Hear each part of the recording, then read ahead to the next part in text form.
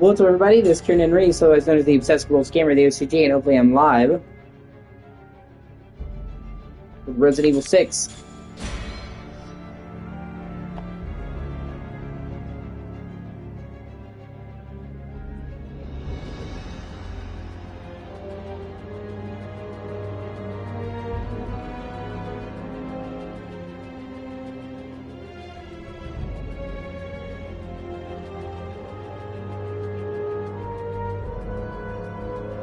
Okay, I'm up.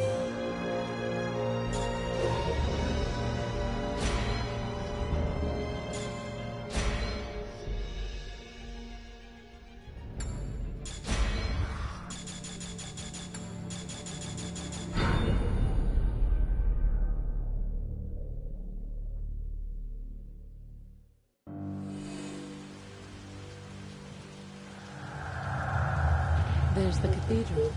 Now to find my way into your lab, Simmons. Can't believe he went through with it.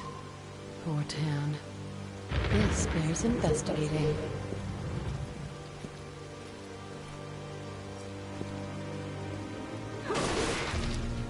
Leon. So, you've been caught up in this too. Probably have the stomach for it.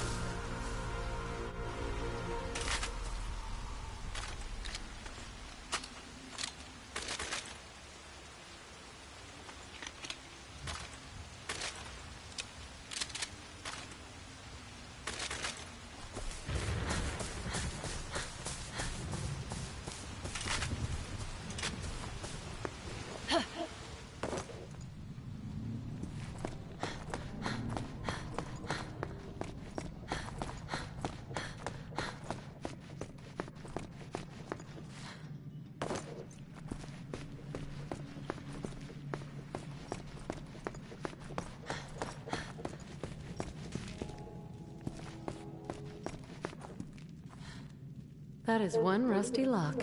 Shouldn't take much to blast it off.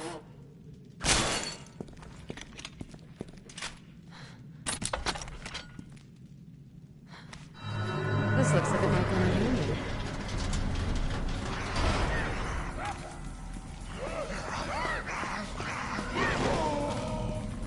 Time for a little house cleaning.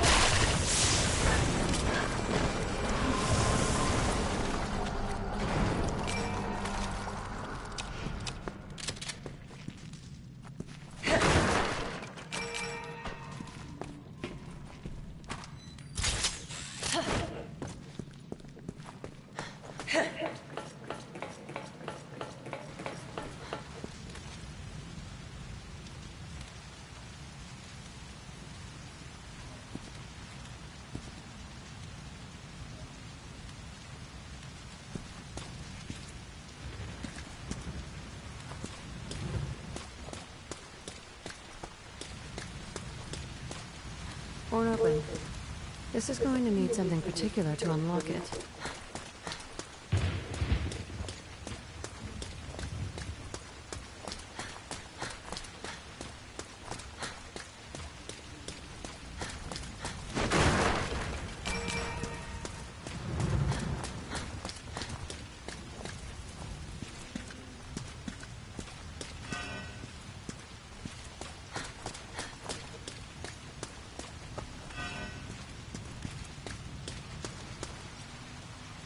This looks like it might work, but where's the rest of it?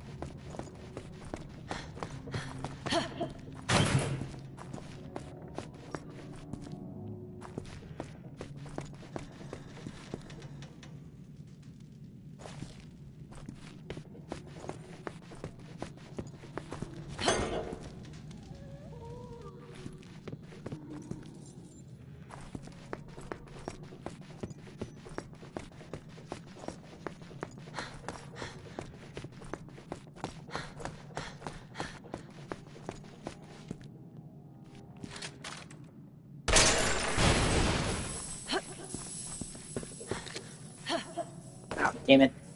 Damn it!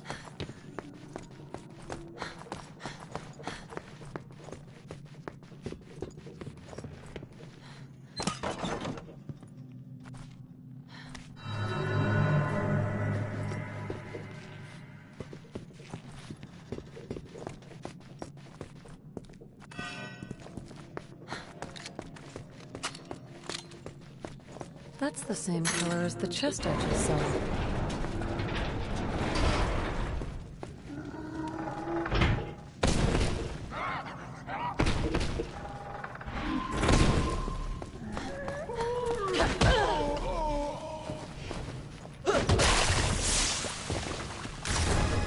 Hey, sniper rifle noise!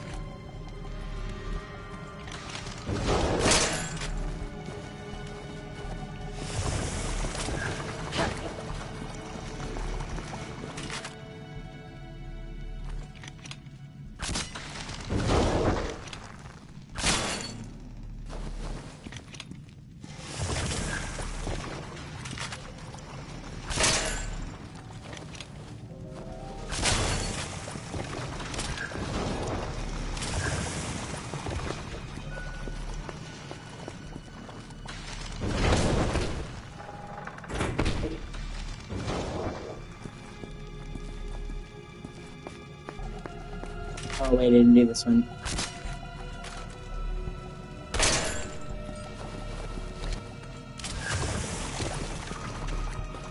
Do this one, fuck.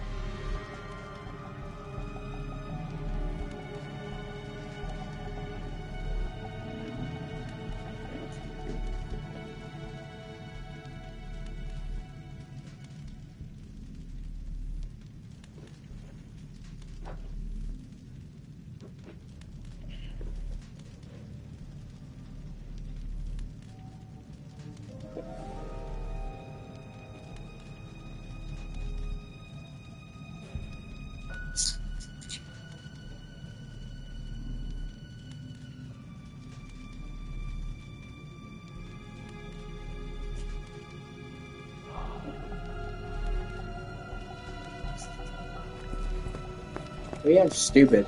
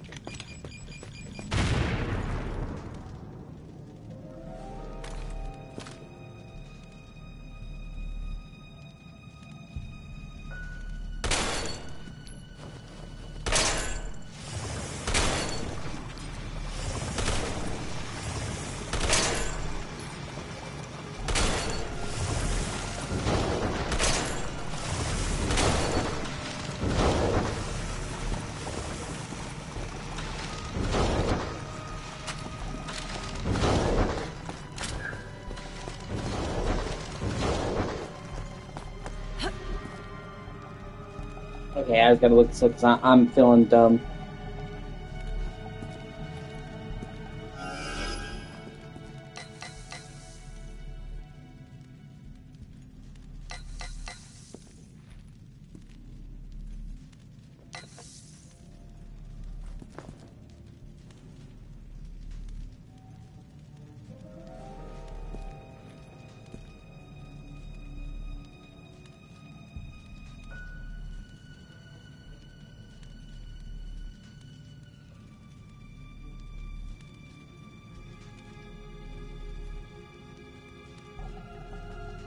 Oh, fuck, okay. I'm dumb. I'm dumb. You're supposed to push the box and have it be caught. Ah, that's my bad.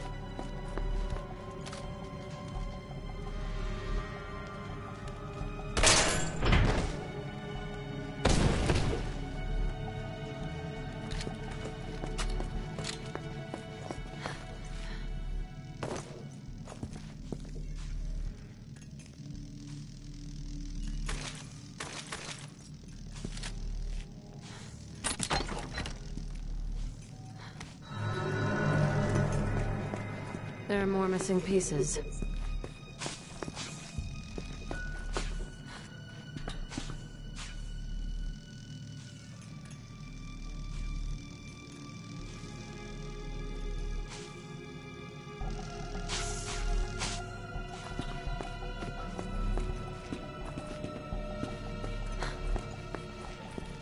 Oh.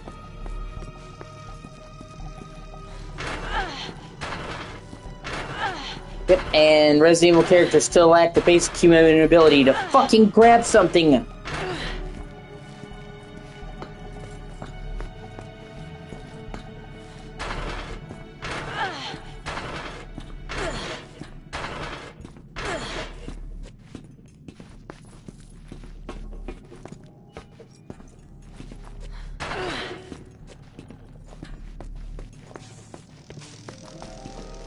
Gotcha.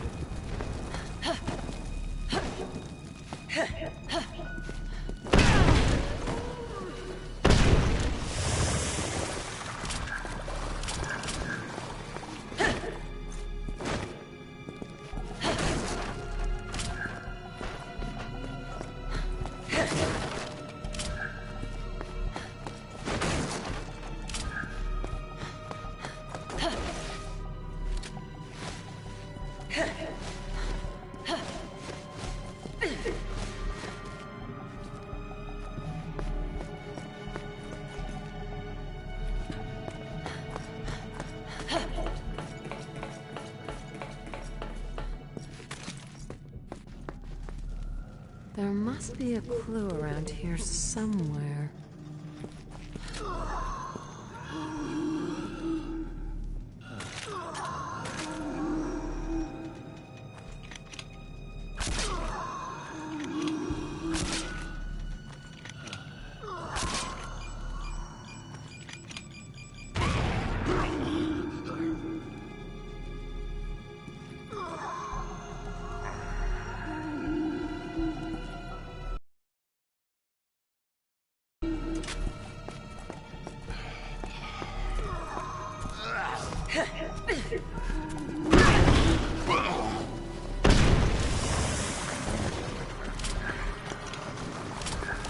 I'm legitimately confused.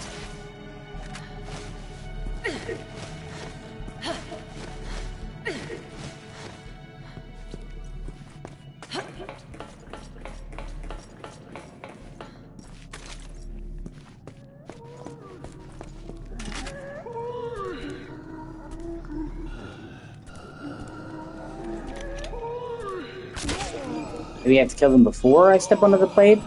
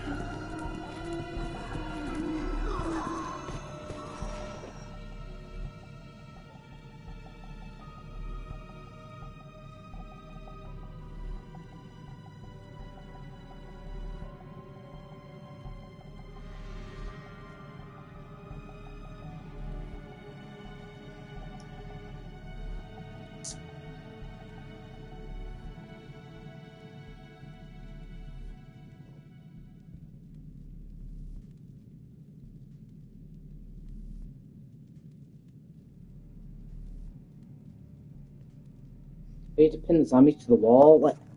How would you fucking know to do that? How? How would you know to do that when it's not a thing in any other fucking part of this? So fucking dumb.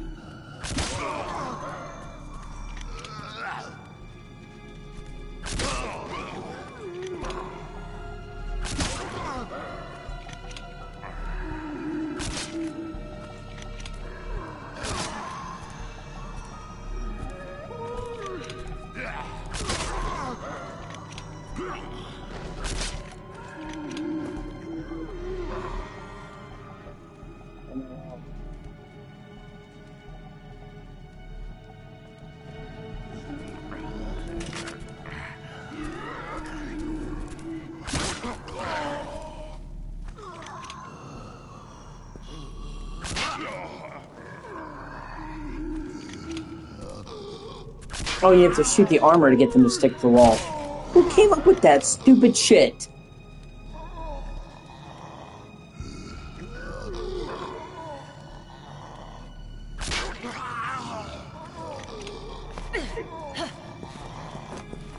That is so fucking lame and stupid.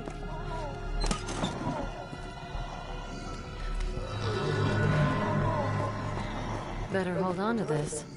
I might need it.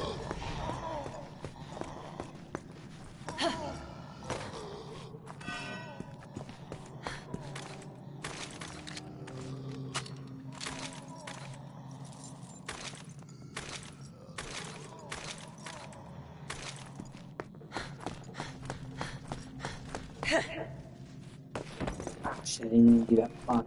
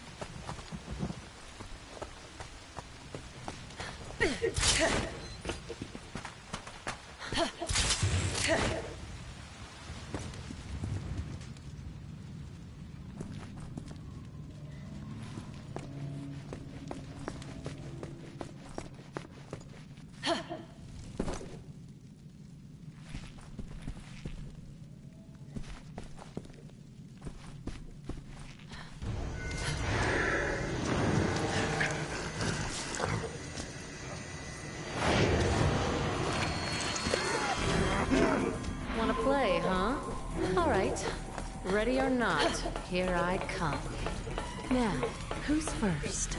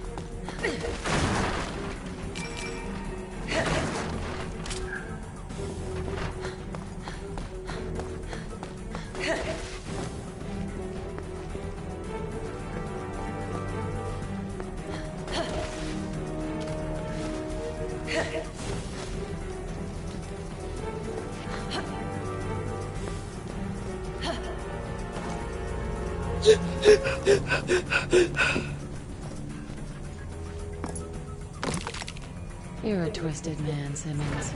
As twisted as they come. You're a mean man, Mr. Prince.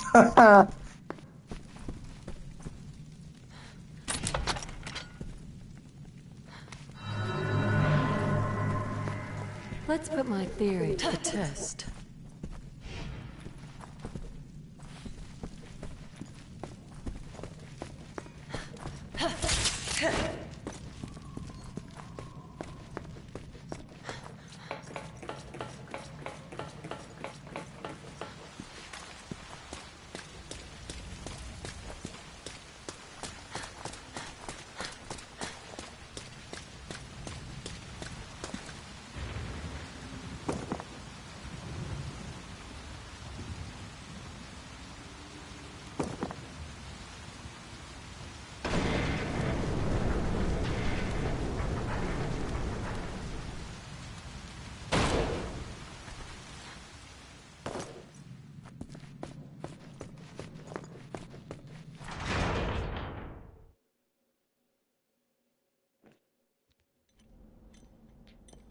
I never give me this I did them.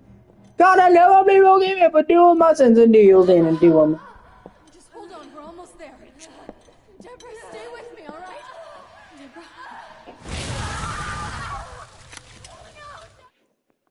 These walkways won't hold. We need to get to the lower levels. So sorry, Deborah. It's all my fault. Helena, get away from her! Stop! Don't shoot, please!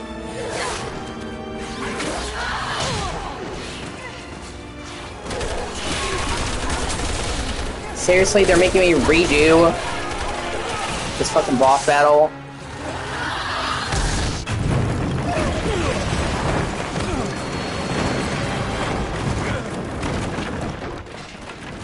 Okay, that's not bad. I was about to say, they made me redo that whole fucking boss battle. I would have been really pissed.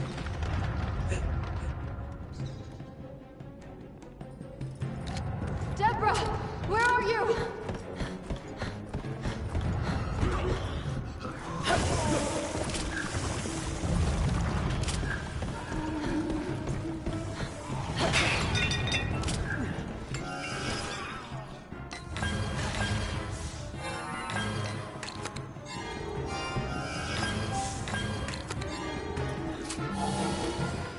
Roger.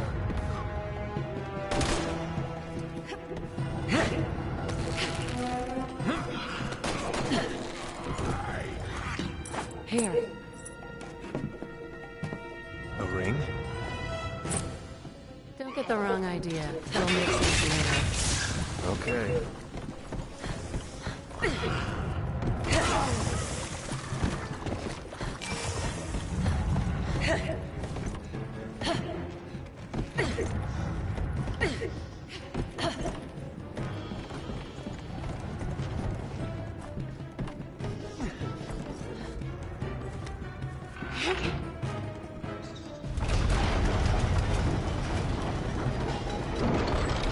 Roger.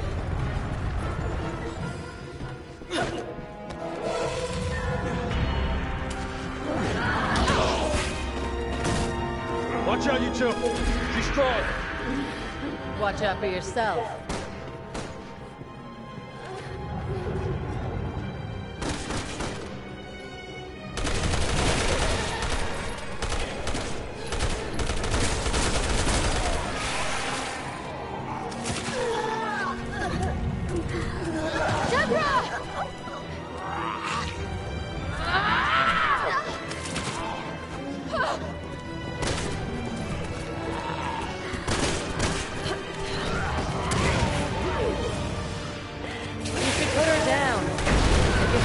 Sympathy for her. It's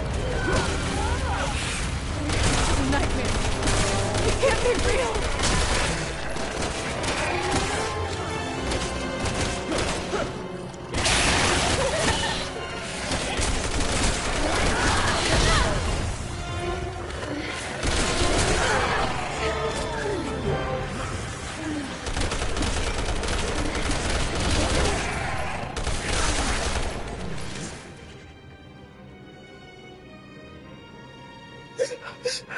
Ugh, fucking anxiety, dude.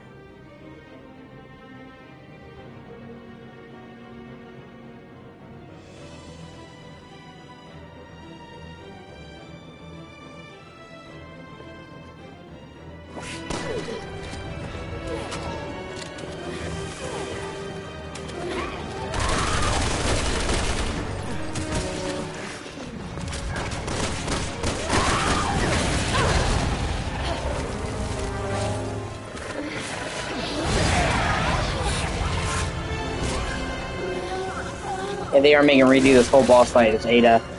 It's lame. Especially because in order to play Ada, in order to play Ada, you basically have to beat all the other campaigns, or at least that's how it was designed.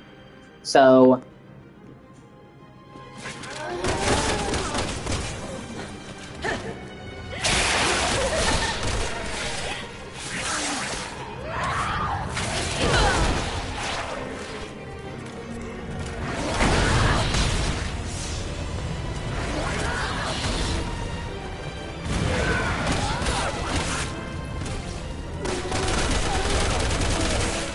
right in the toots.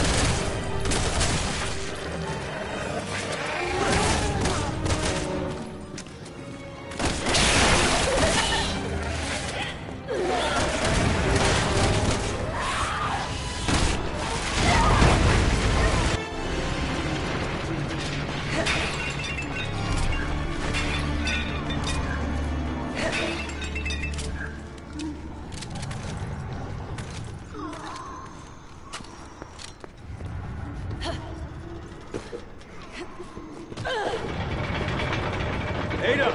Elena! Little help here?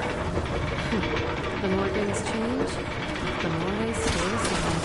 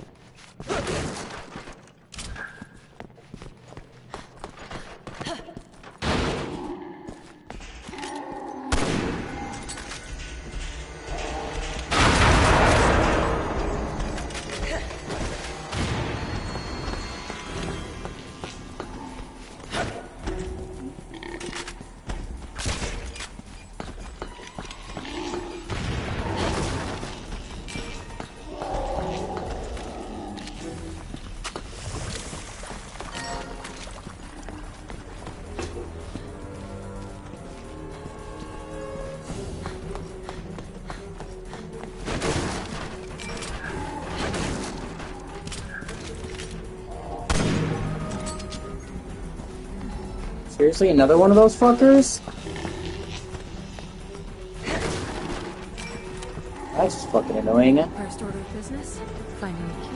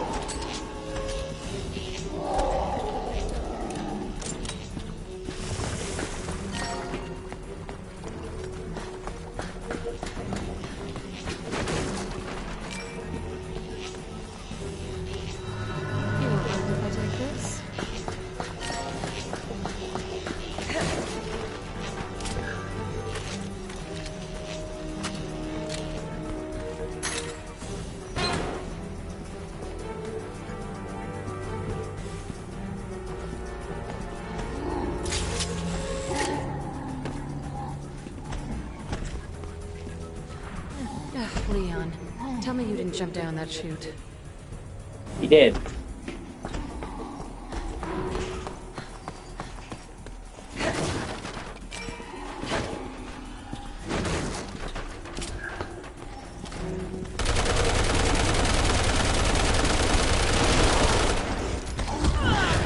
Ah, fuck.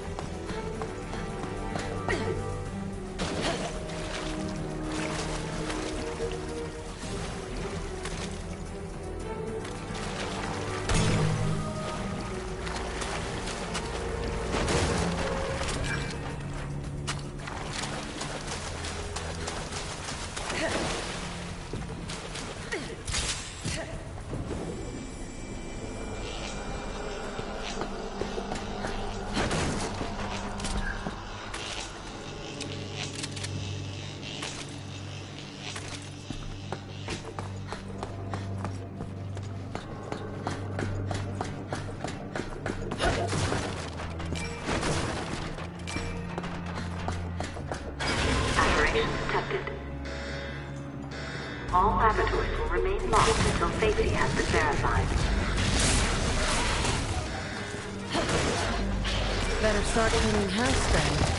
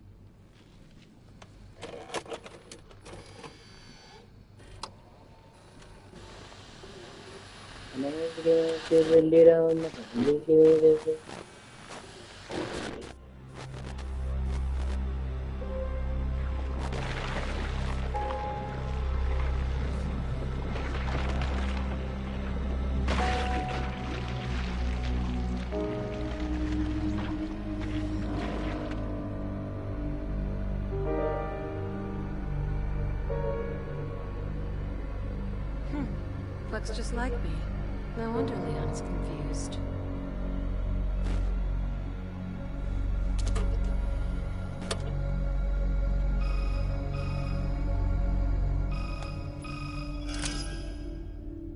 Enjoy the show. Yes, it was quite revealing. How do you mean? Well, correct me if I'm wrong, but isn't it you on this tape, Ada? You're the one behind Neo Umbrella. I... Don't know what you're talking about. Simmons would never be foolish enough to show his cards. He and his family want one thing.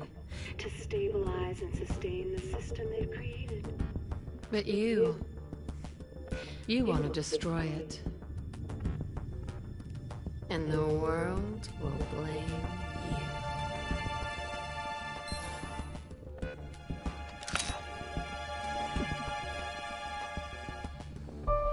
If she wants a game, she'll get one. With the real Ada Wong. Little Ada on Ada action. Wong on Wong. Who is this? An old friend, Simmons. Ada Wong. Ada. Let's ditch the pleasantries and get right to it. That little doppelganger you brewed up just told me she has her heart set on destroying the world. What? Looks like the race is on. Let's see who comes in first.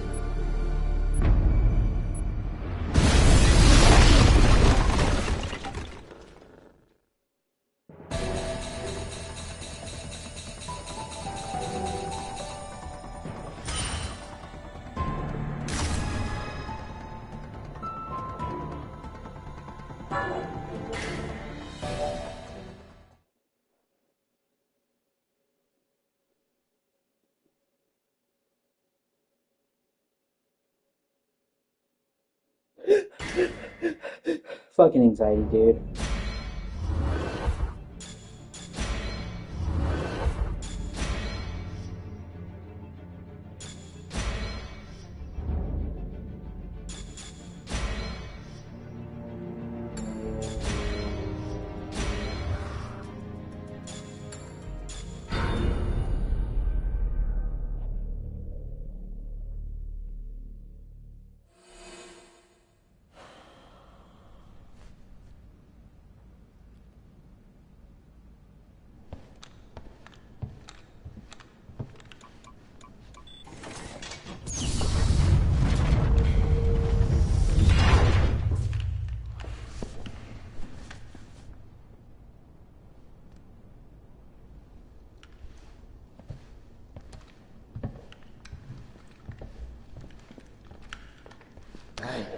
做咩啊？唔好意思，老友，係時候行啦。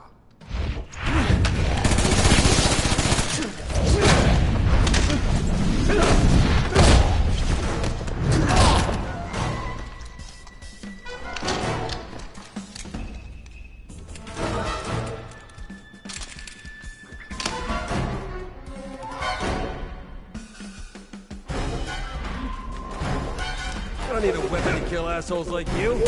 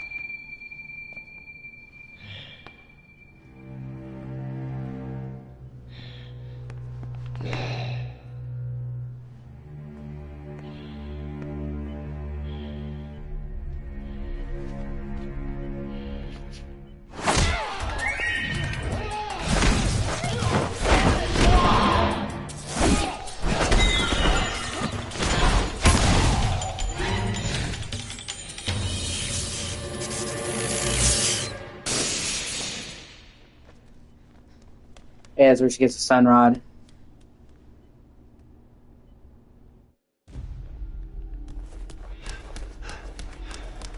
And sing it. Shitty prison cell. It's been a real slice of heaven. Two test subjects have escaped from the quarters. They must not leave the facility.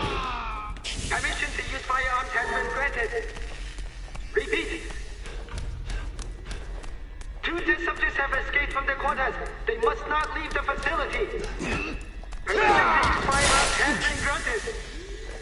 I knew she was here.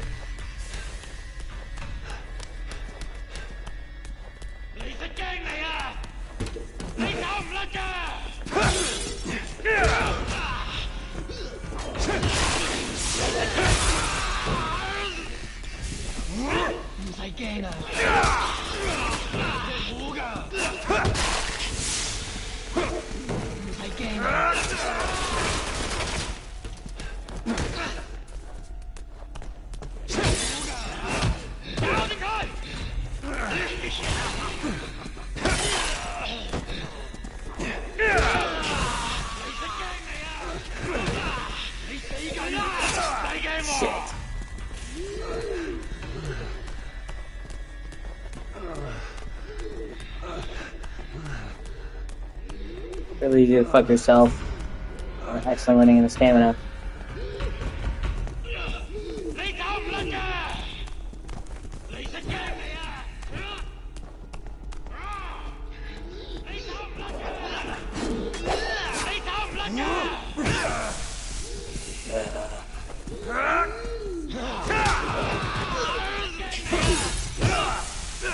Really, bro?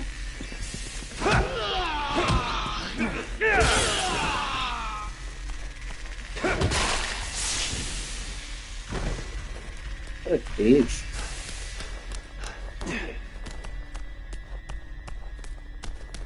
God, the like Nero white, neon, not white. The very like stark white rooms, neo architecture rooms. That threw me for a loop.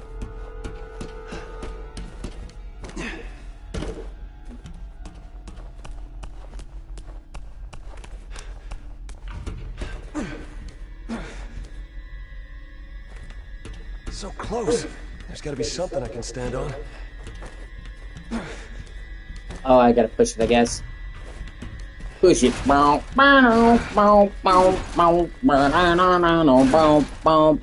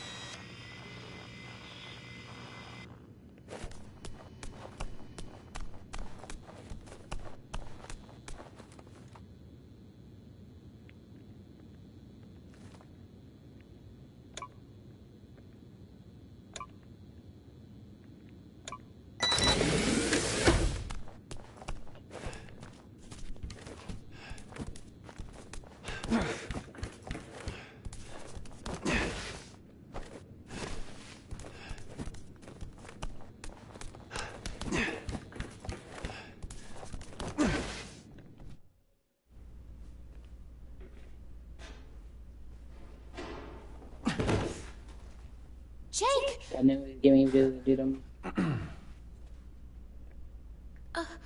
I'll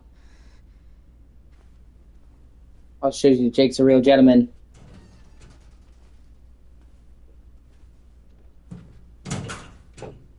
Where are we? China. Obviously, but where? Why? Don't know, don't care.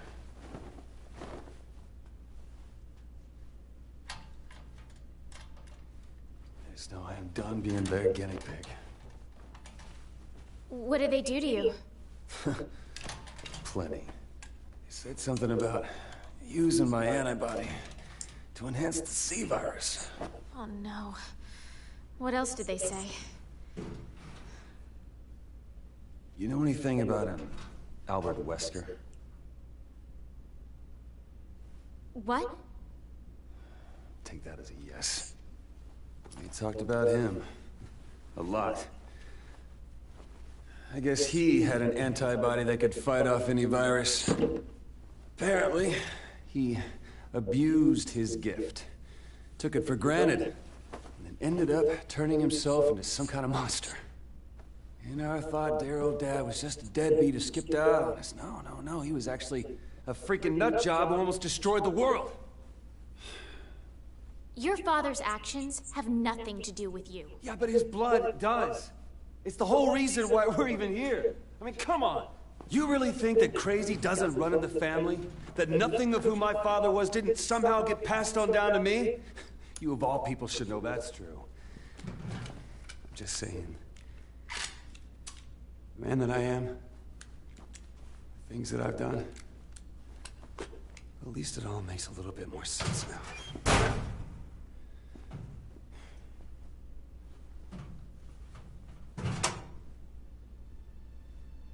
What? You can blame your father all you want. But at some point, you have to take responsibility for your own actions.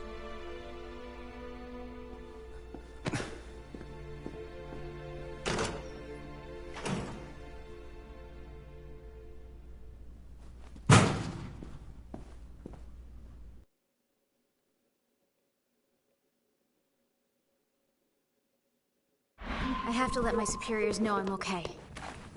But first, we need a way to contact them.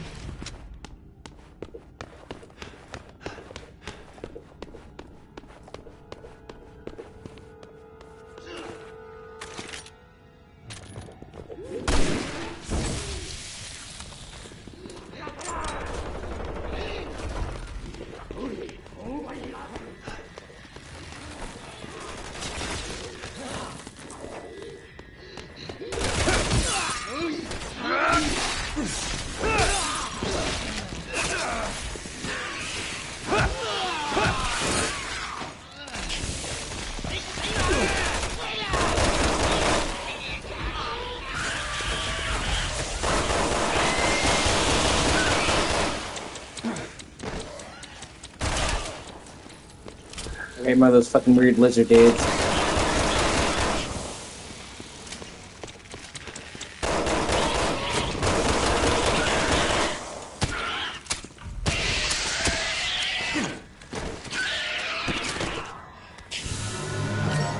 What the hell's this?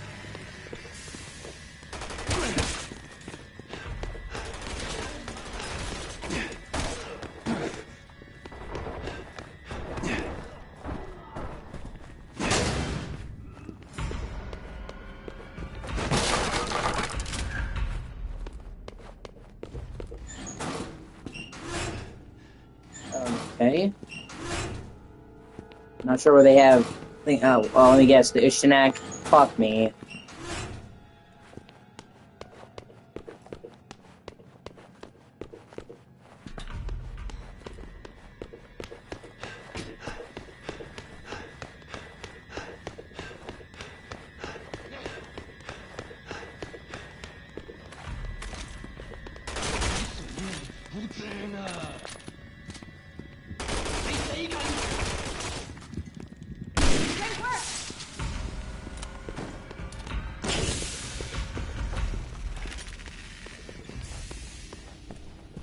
Well, this place is pretty, at least.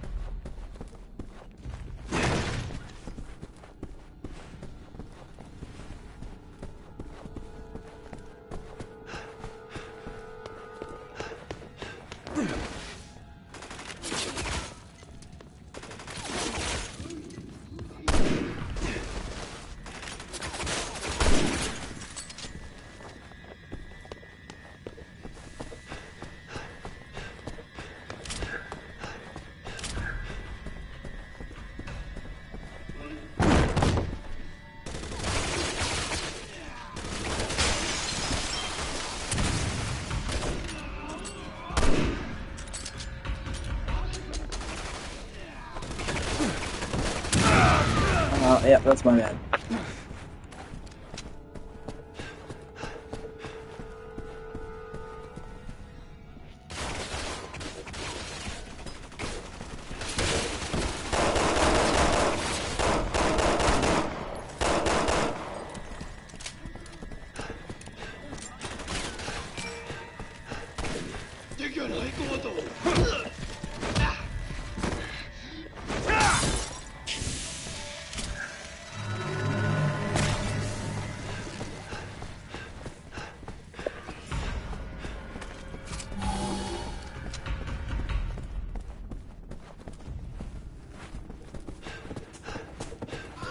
Oh, fuck, come on, bro.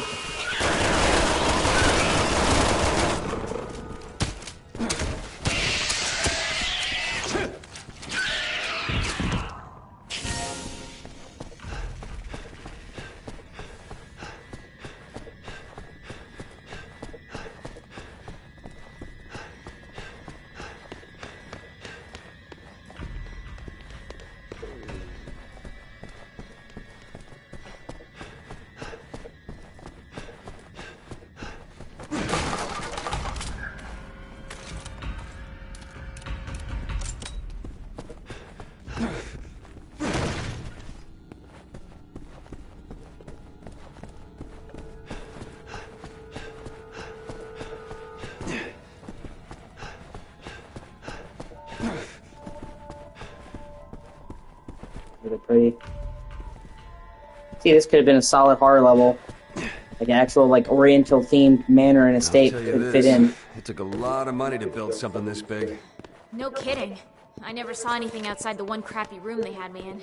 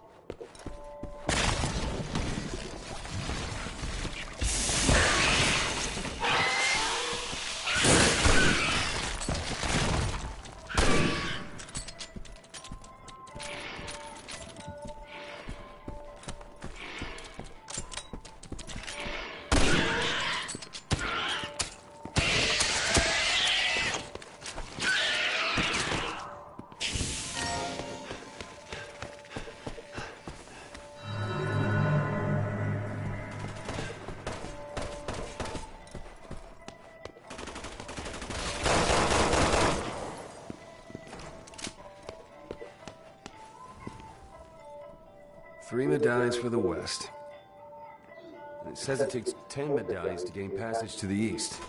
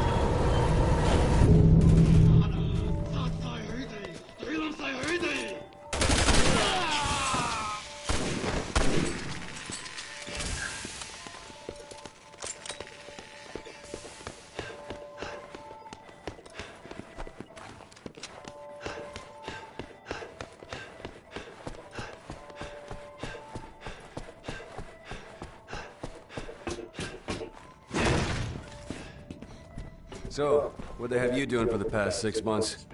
You name it. They were trying to research the virus I'm carrying. It was the same thing I went through after Raccoon City. I never It was just as did. shitty the second time. I never did. Jeez. I'm sorry.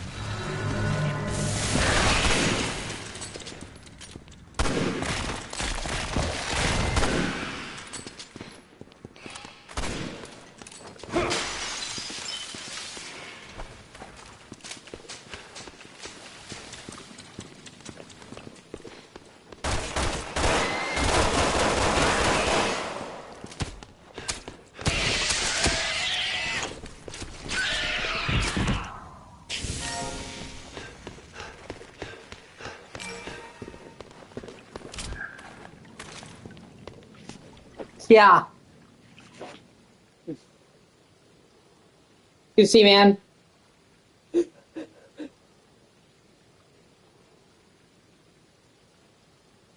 I'll say so far this has been my favorite mission with Jake and Cherry.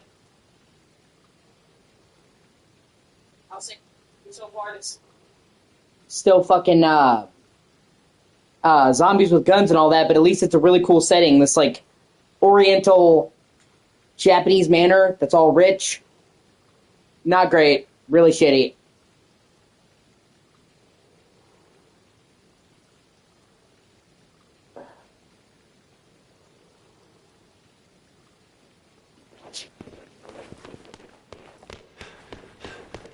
That's probably been my least favorite mission.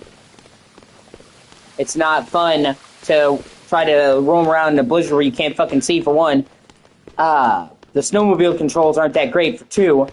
And for three, you have that section at the end with the fucking Ushnak and the stealth that I died like 15 times on because you have to do it in such a particular way. Yeah, that was shitty. Like, the actual bugs, okay. It was the final part with the Ushnak that pissed me off. Because you're supposed to distract him. How are you supposed to know you have to put a fucking particular bomb in a particular place and blow it up? There's no other part of the game where you use a remote control bomb for anything else than an explosive.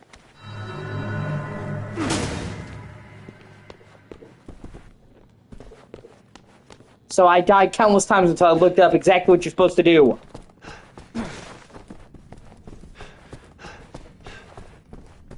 So like I said, I'd say so far this has been my favorite mission of Jake and Cherry's campaign. Still got fucking, machine gun zombies, but at least it's a really cool location. And honestly, if we weren't having zombies with guns, we could actually have a good horror level. Like, imagine if they had, like, classic Resident Evil gameplay in this manner. That'd be cool. And they've never... Resident Evil never really did Oriental shit like this. Either before or after this game. So... But, like, imagine, like, a survival horror game set in this with proper mechanics. That would be actually really cool.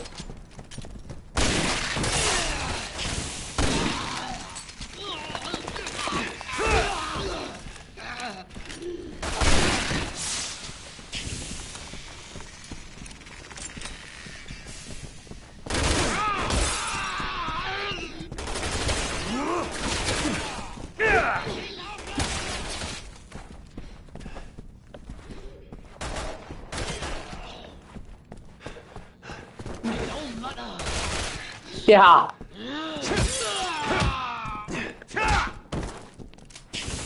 Like, I'm not even being picky, man.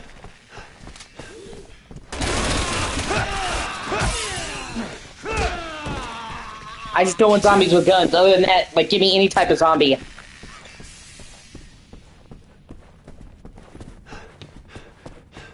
Like, having them use guns is just fucking dumb.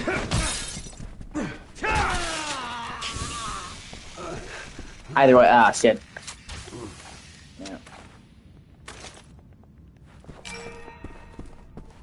Yeah.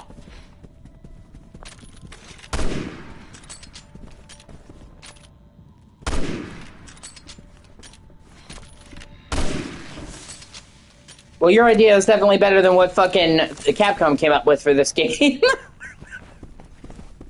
Oh, God.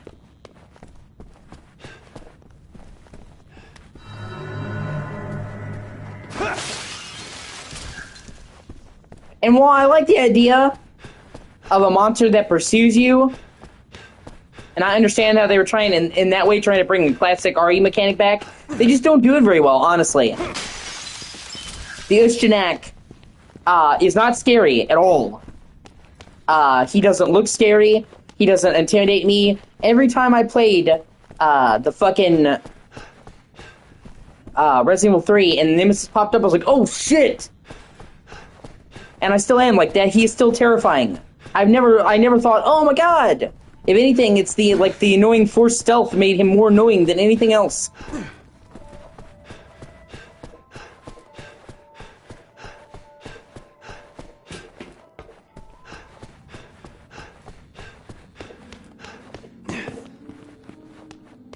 Oh shit.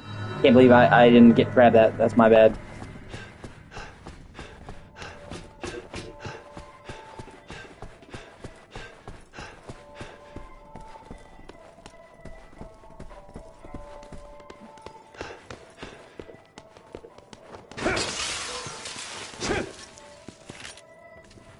You know, like I said, I have a real love-hate relationship with this game. As a shooter, I think it's fantastic. And there's actually things that I think third-person shooters now could benefit from. Yeah, exactly. Nemesis, in particular, could pop up on you at any time. In most of that game, there's literally a random box that can get checked every time you go through a door. You know what I mean? So, like, of course you're going to meet the Nemesis in scripted parts, and there's some certain places, like safe rooms, you can't pop up. But for most of the game, every time you open that door, he could be there. That's fucking terrifying.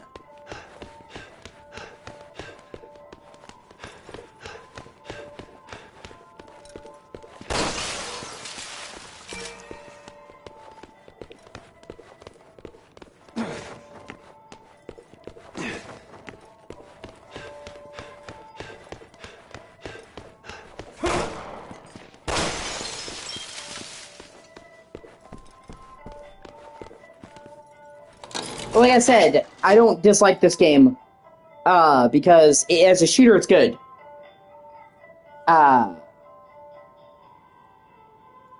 Yeah.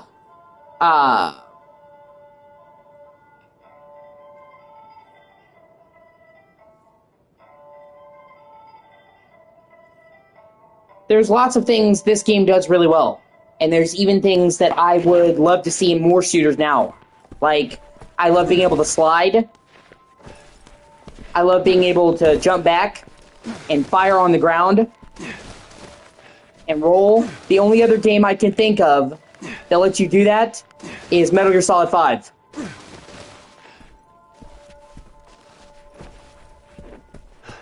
I like the sense of agility. There's a tendency in a lot of these games to feel kind of slow and cumbersome.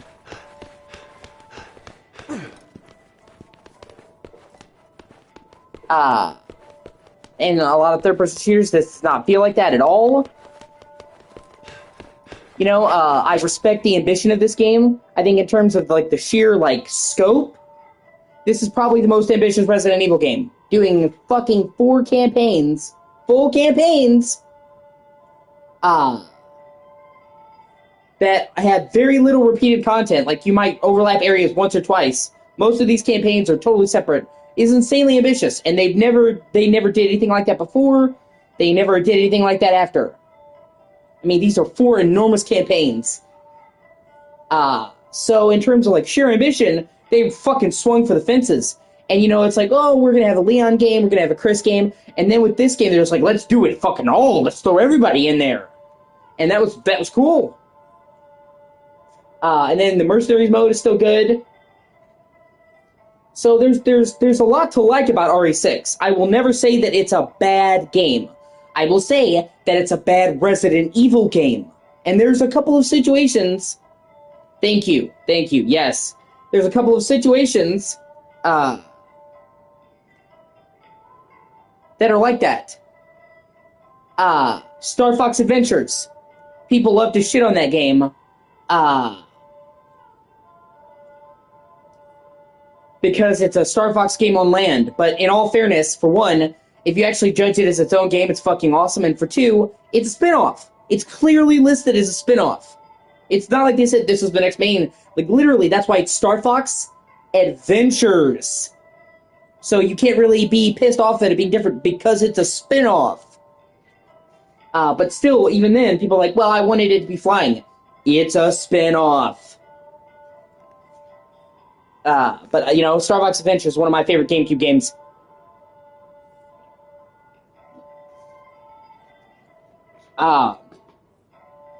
Assassin's Creed, Black Flag, think it's a great pirate game, and a fucking terrible Assassin's Creed. They didn't even mean to make it an Assassin's Creed game. Literally, they talked about behind the scenes, they made naval missions in Assassin's Creed 3 because there were several big Revolutionary War battles that took place on sea, and they wanted to include them. And then Pirates of the Caribbean and Pirates were all the rage during that time. So when Ubisoft executives saw the sailing, they're like, oh shit, you already made like a really cool sailing. Make a pirate game.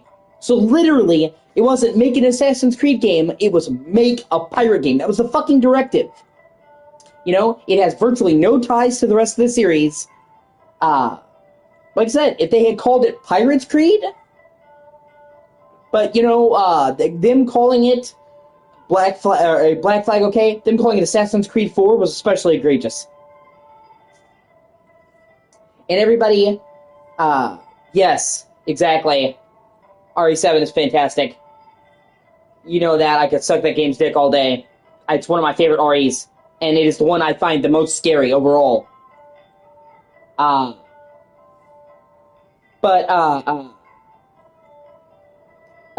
You know, Black Flag, everybody sucks his dick.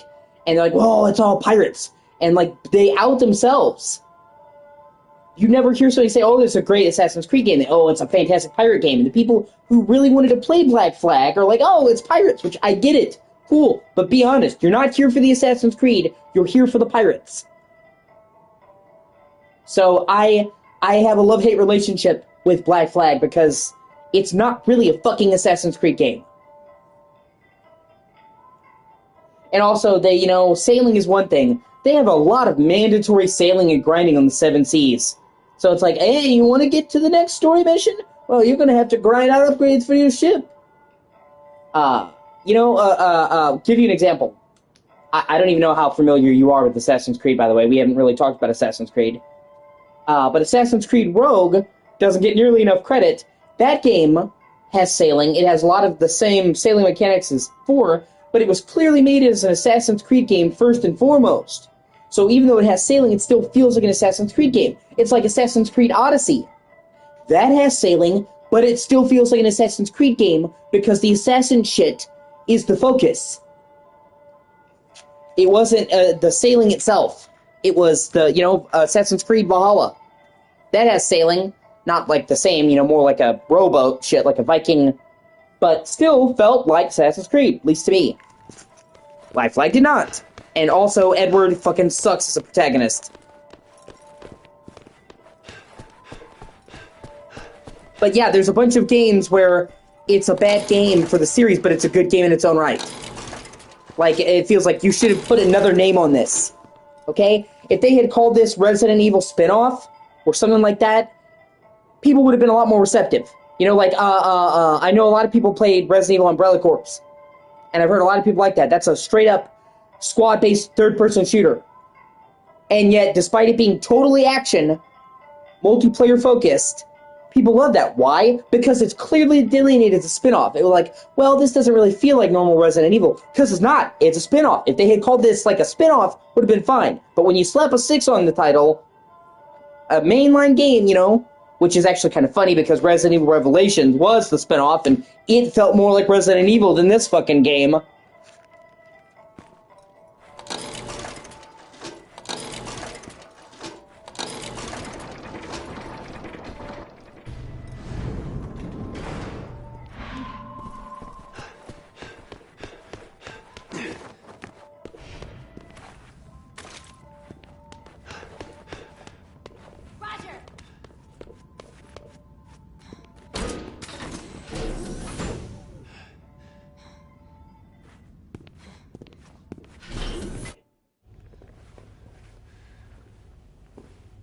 What is this?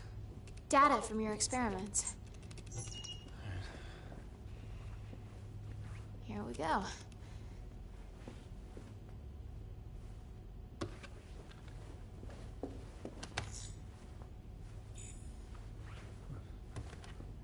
Hello.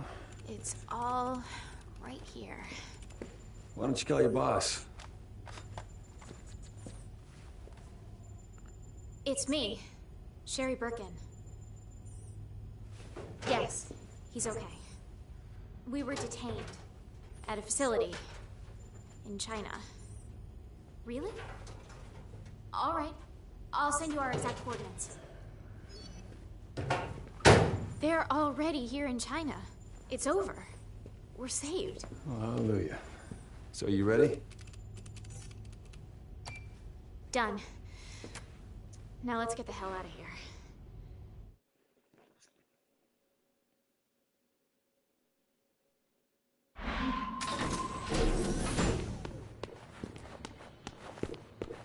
Let's go. These guys aren't much for conversation. Good. I was sick of this place anyway.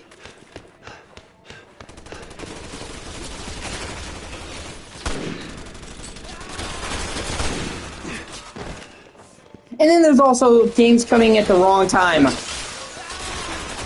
Okay, like even if they're properly listed as sequel or spin-offs, like Metroid Prime. Since I'm playing Metroid Prime now, which is fucking fantastic. I just beat the fucking plant monster Felgana. It's hard to say its name. I'm gonna play more of that today. I'm kind of picking out the Switch games I'm gonna play because I'm not just gonna play one. I didn't go to all the trouble to get the Switch set up just to do one game. So I'm still kind of assembling the list of the games I don't play. DMC 3 is probably one of them.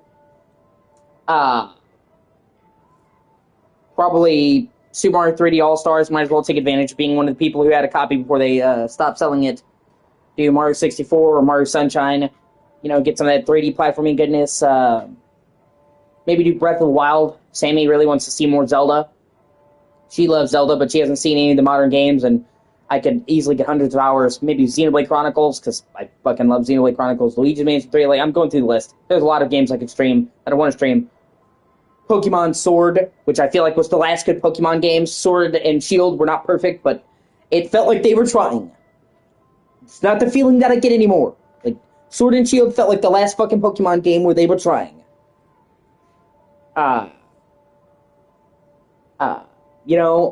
So I'm still assembling that, but, they did Metroid Prime Federation Force, and while that was clearly marked as a spinoff, it had been so long without a Metroid game, or a Metroid Prime game, that even though it was a spinoff, people hated it, because of, like, we've been begging you for a regular Metroid Prime game.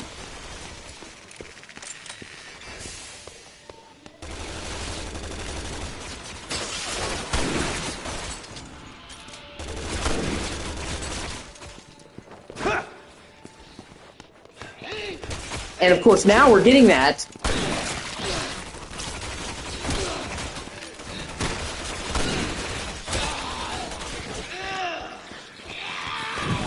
They also seemingly hinted that they might do a Metroid Prime 2 and 3 remaster. Although I feel like personally they're more remake, because if they're doing it up to that standard, it's literally they rebuilt every asset from scratch in a new engine. That, to me, I would not call that a remaster.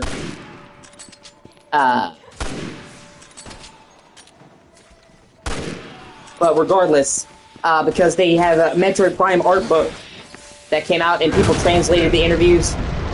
Shit, a tank. Are you kidding me? Oh crap! Run! Yes. Yeah, see? Other M, was clearly listed as a spin-off. So, like, people didn't care about you doing ninja flips and shit. You know what I mean? Like, if you manage the expectations, if they just called that Metroid Prime, people were like, what the fuck is this? You see what I mean? Like, but, people will shit on Metroid Prime, or Other M, and some of it is valid and some of it is not.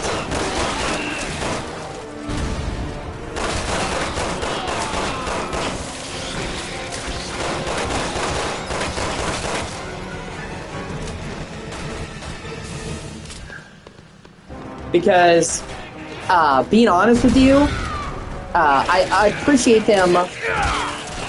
I appreciate them, trying to come up with a different explanation for why she doesn't have her powers at the start, because obviously, Metroid games are all about getting new abilities, so they have to usually come up with a reason for her to get depowered or some shit.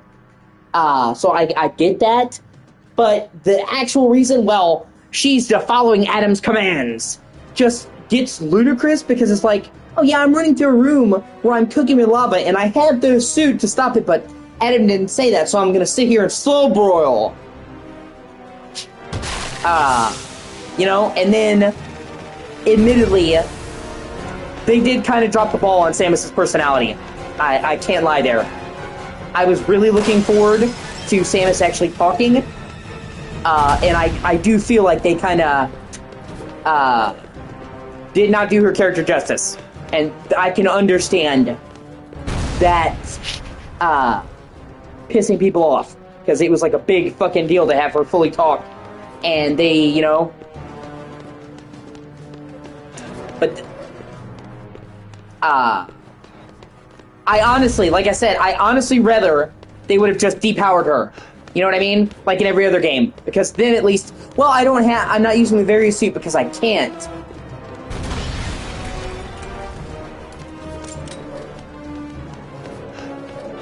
Did I miss a chance? Hold on.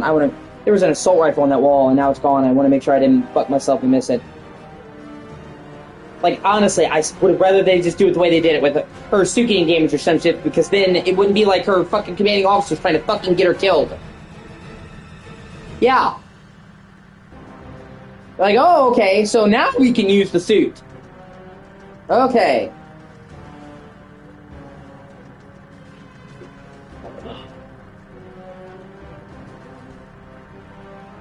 Yeah, I think I did.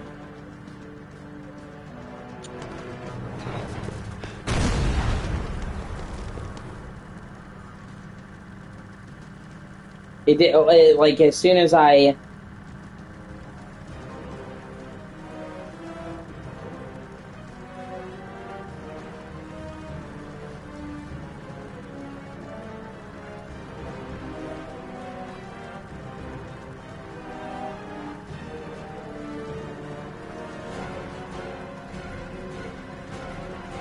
Oh, okay, you do need to get a certain amount.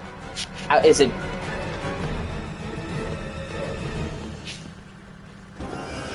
Hold on, I'm gonna end this session, try to load up a checkpoint.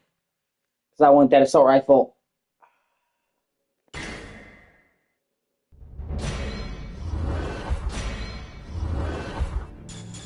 Yeah, let me see, I have a lot of points, so I can buy some skills.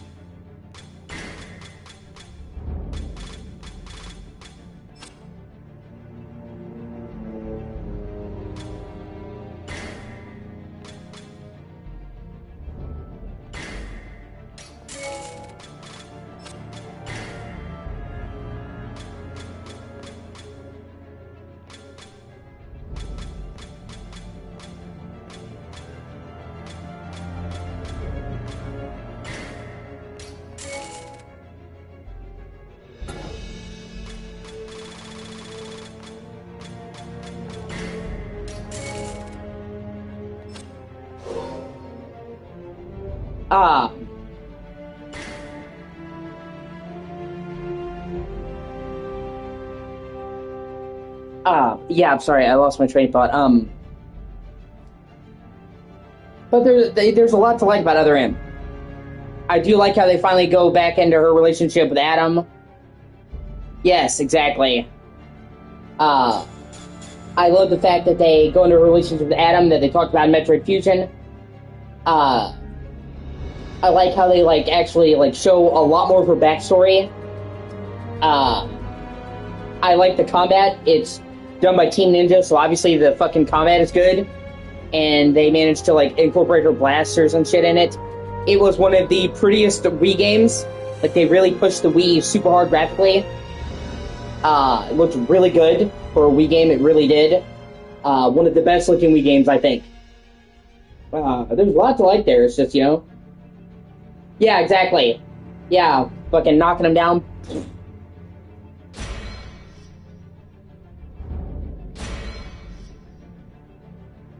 Yeah, I like it a lot, you know? I just think it was mainly them botching the story that fucked them. Let's go. These guys aren't much for conversation. Good. I was sick of this place anyway. Ah, fuck, yeah. Guess we're not getting the assault rifle. Okay, well, oh well, what are you gonna do? I don't want to go back and replay the whole fucking chapter. Like this section in the manor, it's a long fucking section. Of course, now is the one time I get a checkpoint that's too far. Normally it would take me way too far back. Oh well.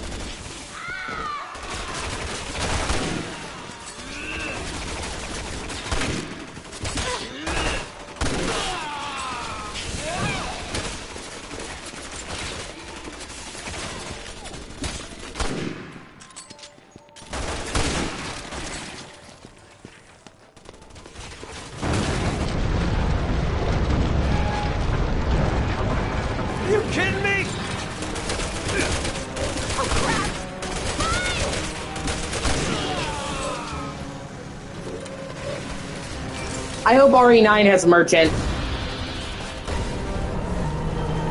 We haven't seen the merchant yet, but we don't know.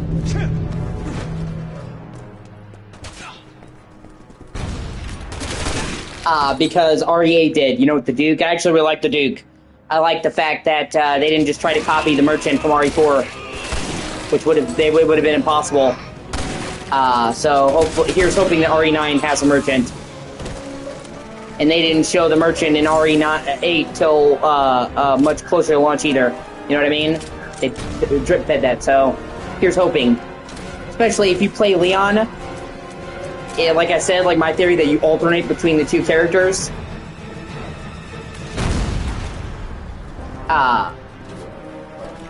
Yeah. If you alternate between the two characters, it would totally make sense if Grace doesn't have the merchant. It would totally make sense if Grace doesn't have the merchant, but Leon does. And dude, like, they're definitely trying to do a nostalgia trip. If you're playing Leon and they brought back the merchant, I would spontaneously combust. Roger!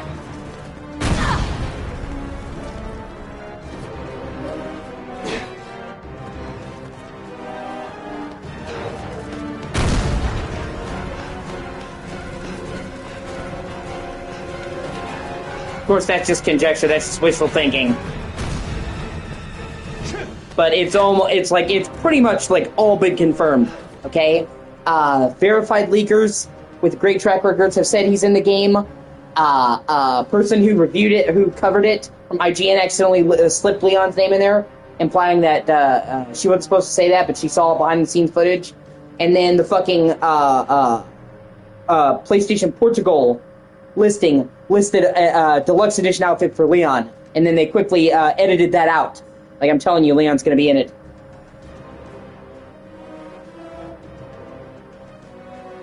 I'm actually kind of interested to see what he's gonna look like, because this is not as far into the future as, you know, RE8 was with Rose. This is 2026, but that's still Leon was born in 1977.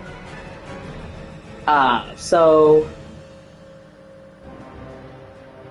he'll be 49 during the events of Resident Evil 9, if he's in it. And so I'm kind of interested to see like an older graying Leon. Roger! Almost kind of imagine it was like John Wick.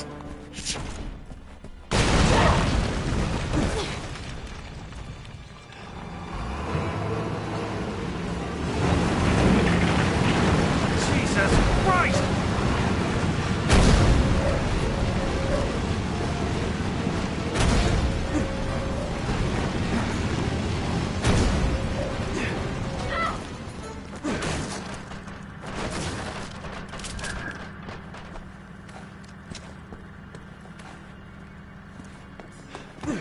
Okay. Sherry!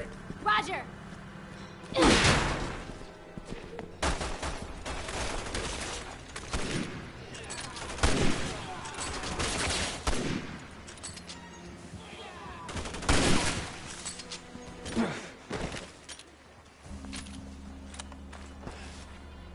I also got Tormented Souls 2.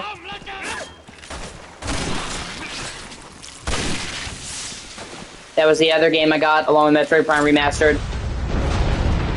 I'm really excited to play that. Come on! The first Tormented Souls I thought was good, but it was still really rough around the edges. Which, I mean, it was made by a small budget with a very small team. They had no prior game experience.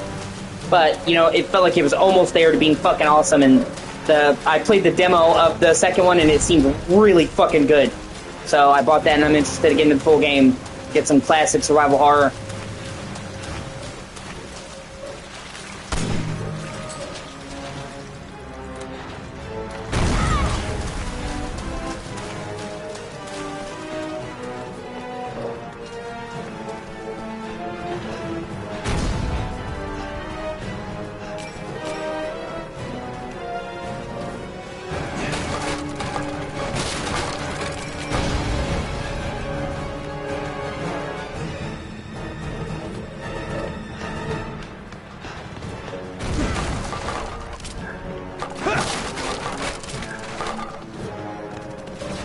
Oh, okay.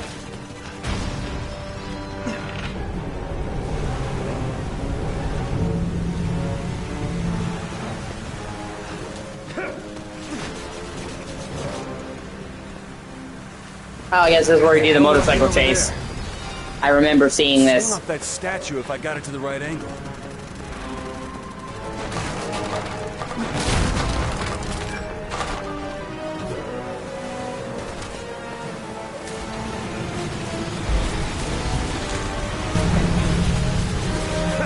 That works. Let's try it again.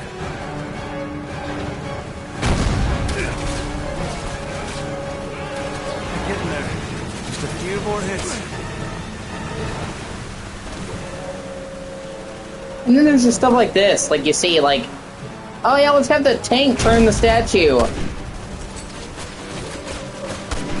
Yeah. Never mind the fact that that's just retconning in and of itself. Where they suddenly made Wesker the fucking chosen one, basically, for viral outbreaks.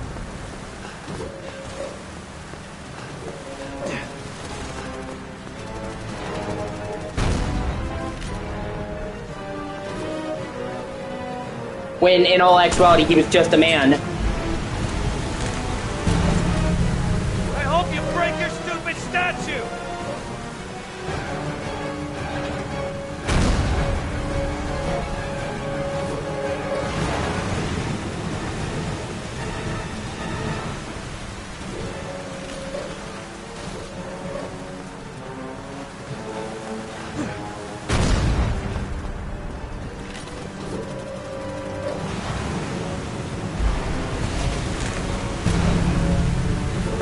Thanks for the opening.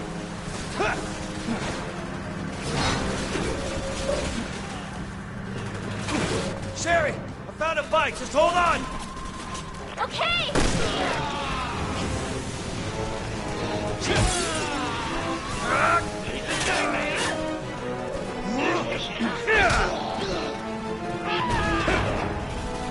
Oh, what the fuck?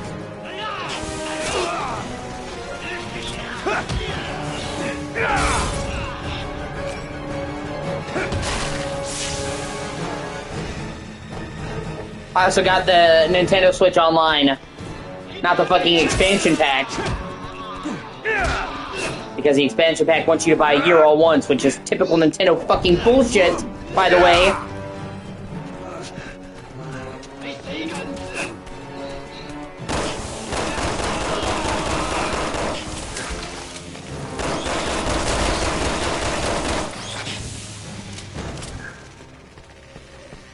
But that comes with classic games as well, a bunch of NES games, Game Boy games, SNES games, like Super Mario All-Stars, which I definitely want to play. Donkey Kong Country, I played the shit out of Donkey Kong Country as a kid, the Game Boy version, which is essentially identical to the SNES version anyway, which is portable. So those adds to the shit that I can stream as well. Link to the Past.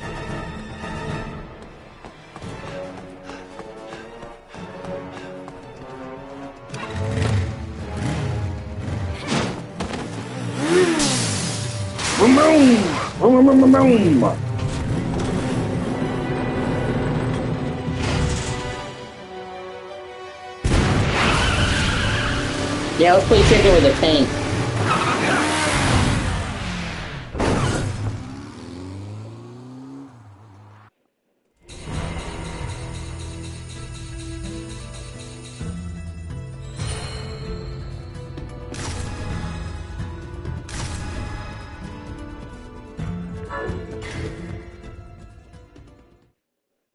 Yoshi's Island.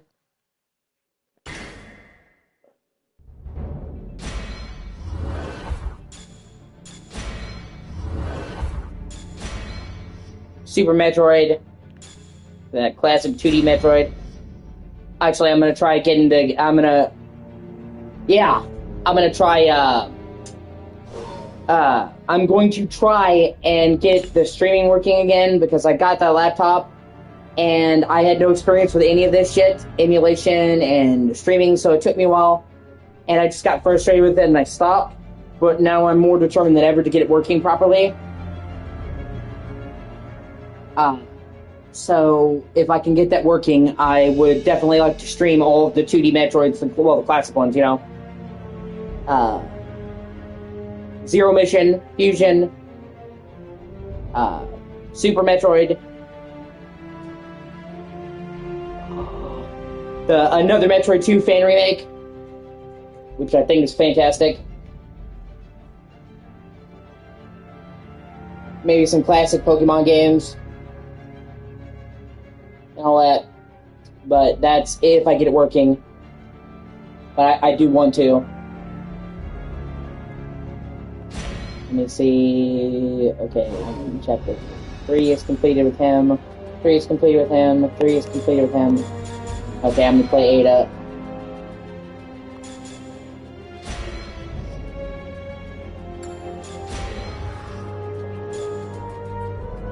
I don't want Ada to be the last campaign. I'm trying to do it so that the last campaign mission I played for this game period is Leon.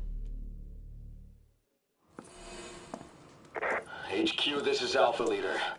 I need a location on Ada Wong. This is HQ. We've got the location for you. Ada Wong has left the city and is heading south for the harbor.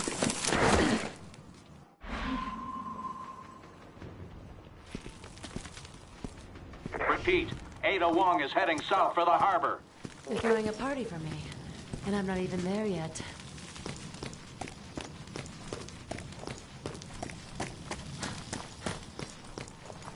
I'm trying to make sure I didn't miss any items.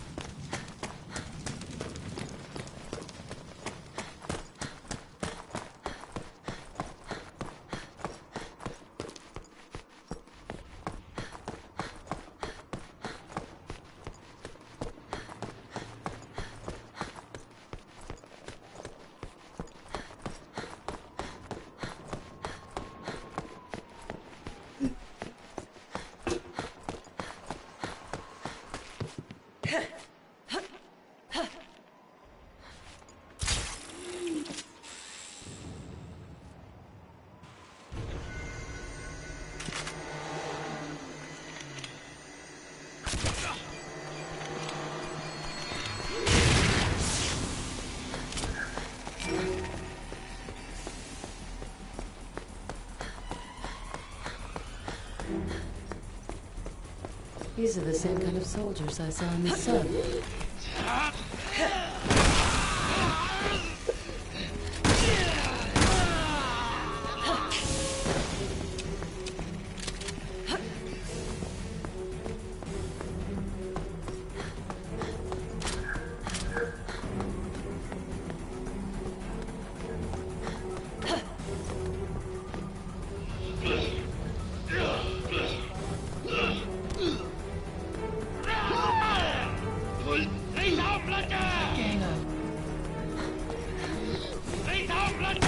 These fucking mercenaries need to stop watching Jackie Chan movies, I swear to God.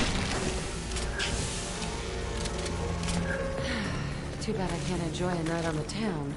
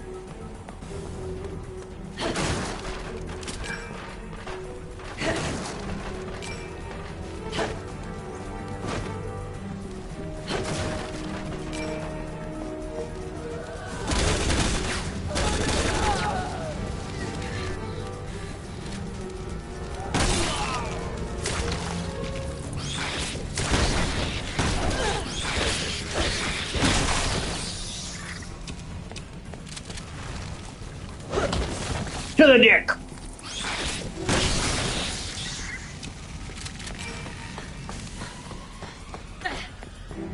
Hey, I forgot you trip on bodies. Getting that super fucking annoying.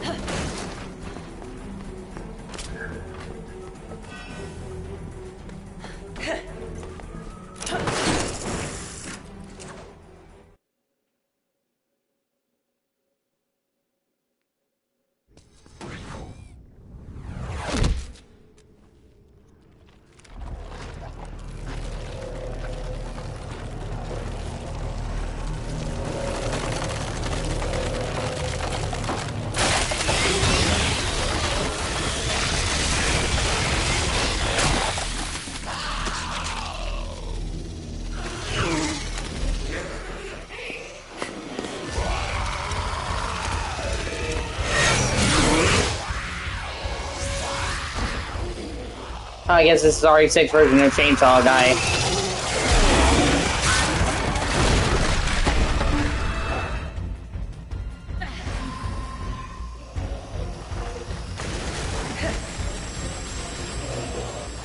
Chainsaw, huh? How elegant.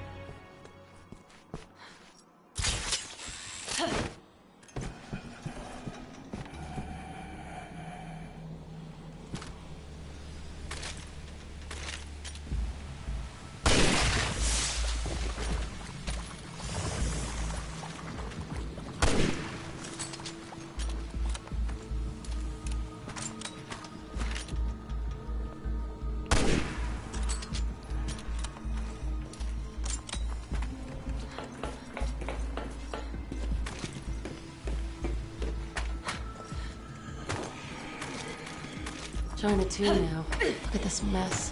The whole world's gone mad.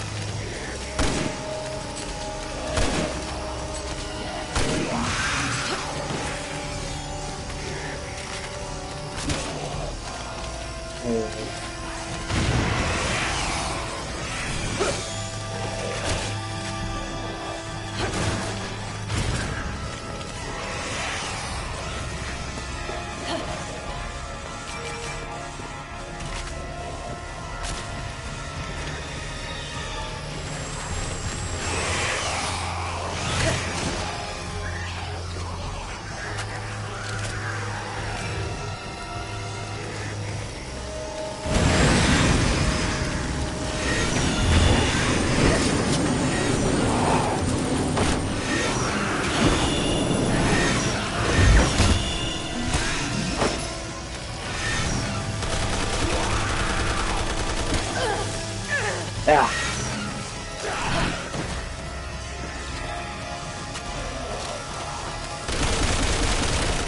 Alpha HQ, we got visual on Ada Wong. We're in pursuit.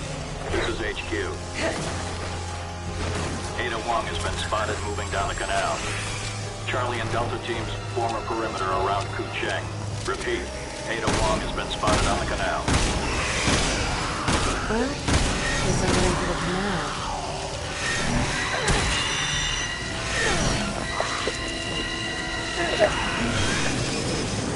Oh. Cat and mouse.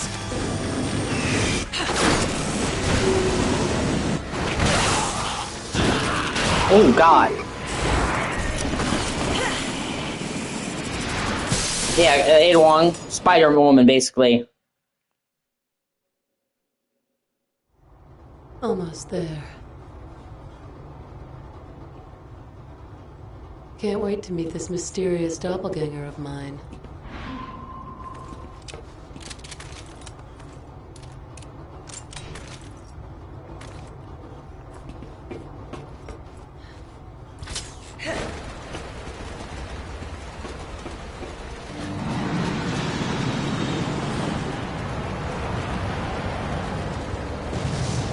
Boy, somebody really wants this world to burn.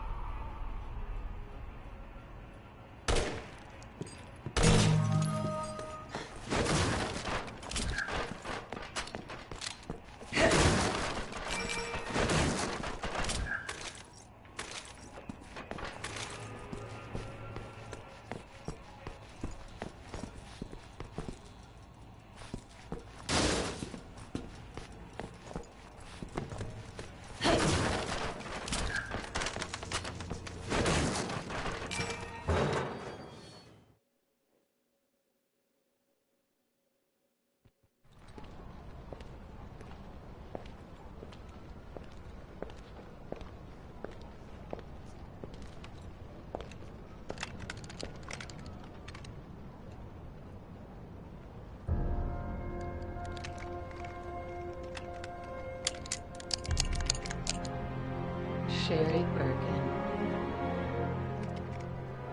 And he must be the host of the C-virus antibody.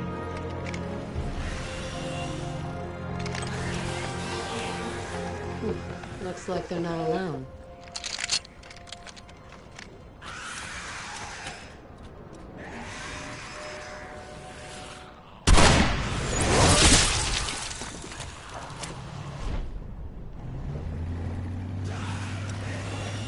Guess the rookies could use some help. I suppose I should return the kindness their parents showed to me. This is as good a time as any.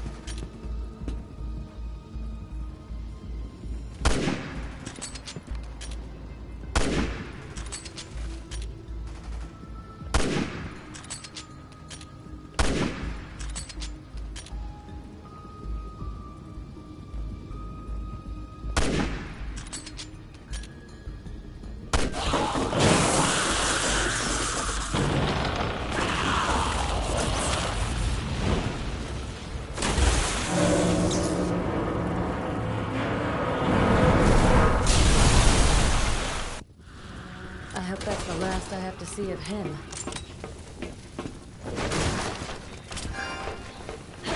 Huh. Wesker Jr. It's not easy working with the good guys, is it?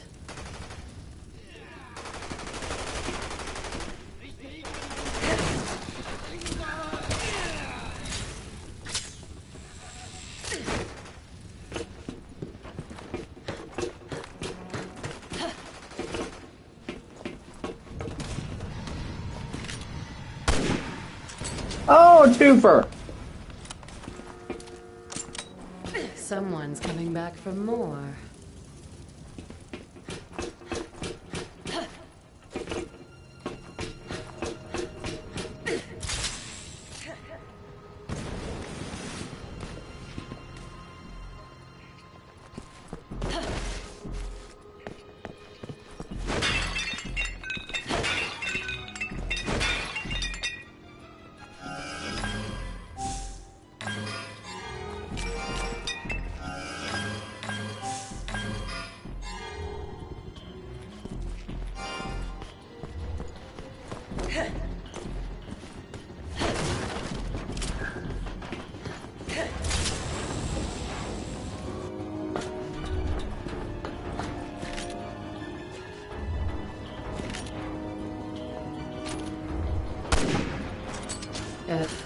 These things are so hard to kill.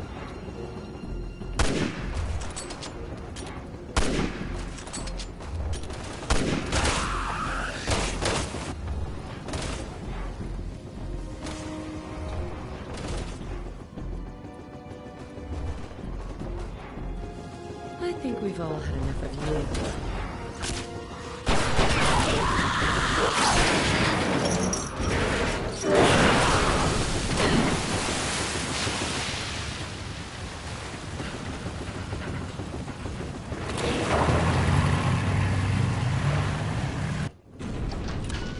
That's all she wrote. These two would be in pretty hot water if I wasn't around.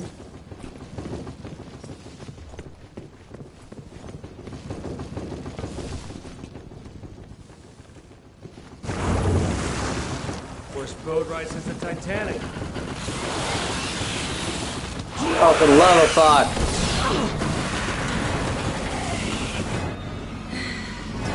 Save the day again. Poor little Sherry.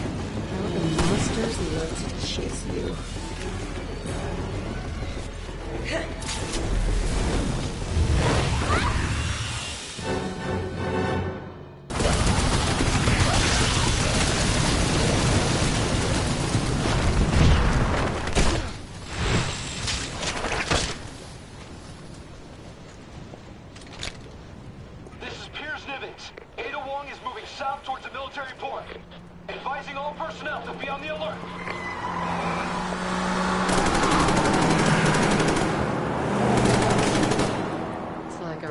City reunion.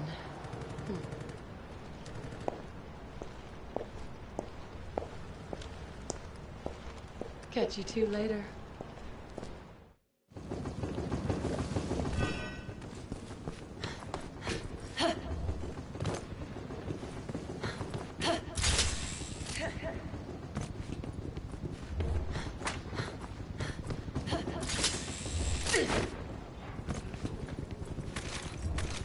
Now that's the way to travel. Ah, jet ski. The more things change.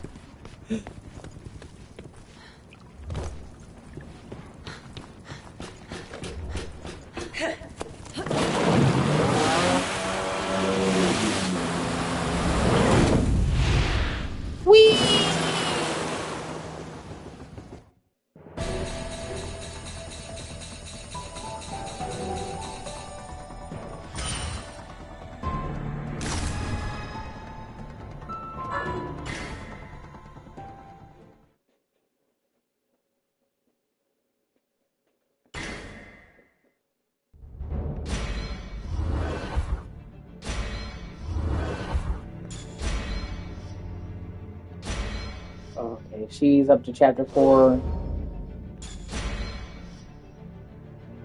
Jake's up to chapter 4.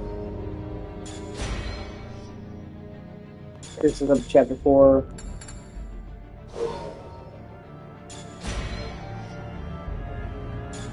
Neon is up to chapter 4.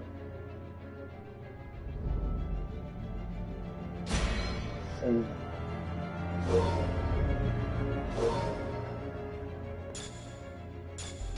fuck it, let's do another Jake one.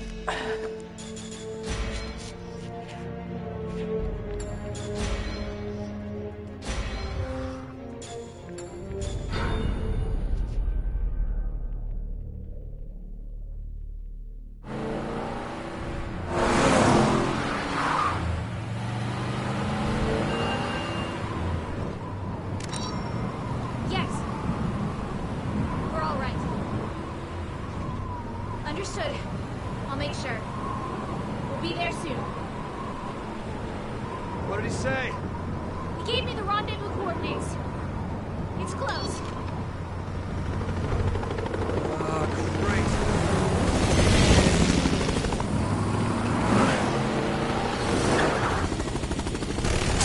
Hang on!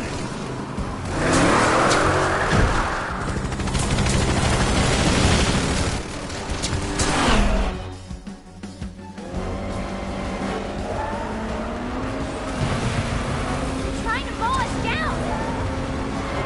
Yeah, thanks! I have ears! God only knows how we're gonna get out of this.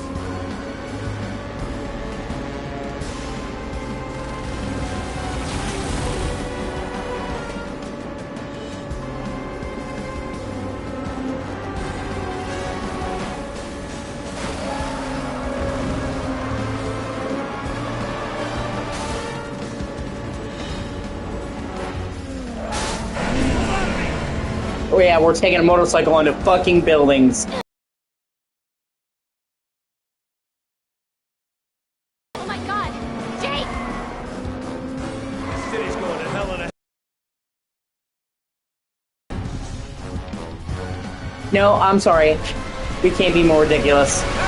Shoot that thing! Look out! She's shooting a fucking missile out of the air in slow motion while they're riding a motorcycle. Jesus Christ. This is really starting to hurt! Next time I'll steal a limo!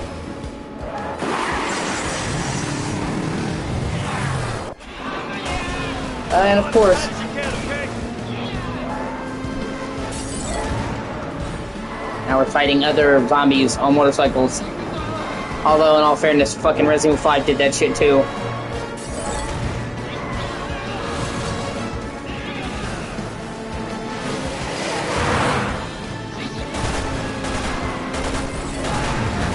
Shit.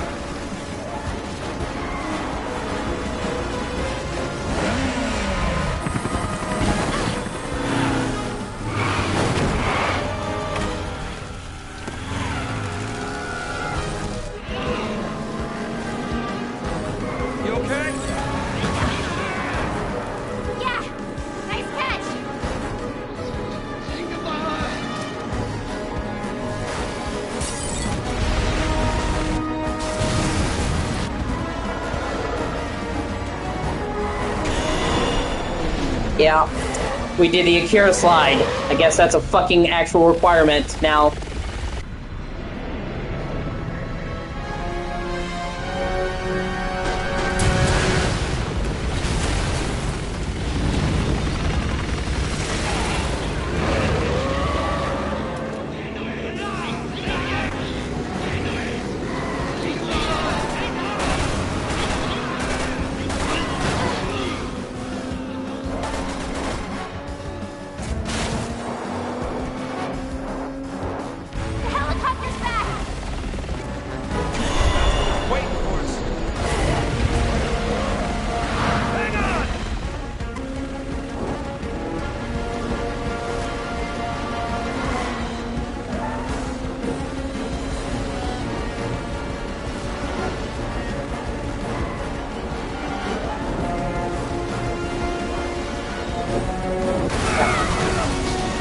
Oh, great, so you hit one thing and it's game over. That's kind of fucking shitty, but okay. Oh, boy. Hang on!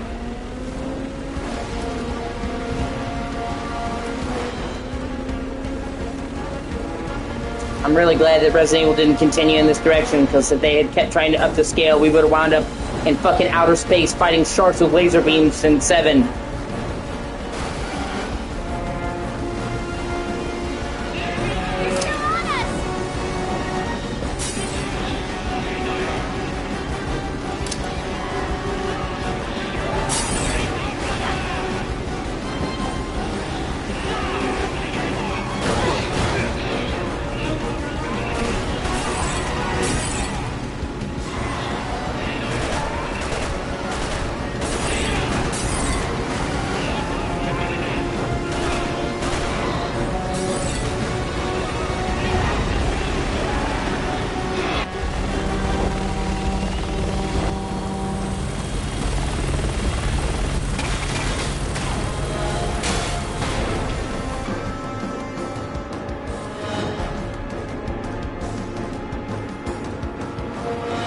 As if we didn't have enough problems! Watch out! Here we go! Hold on!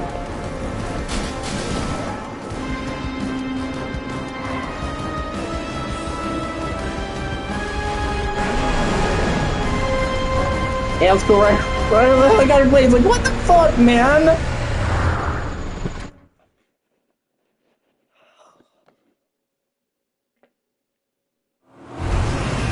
I swear to God, this game is secretly directed by fucking Michael Bay.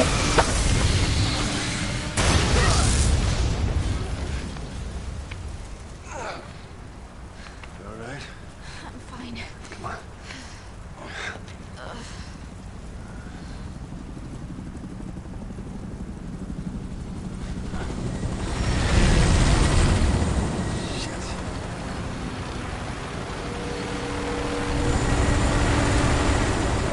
Looks like Redfield and his Boy Scouts are here too. Jake?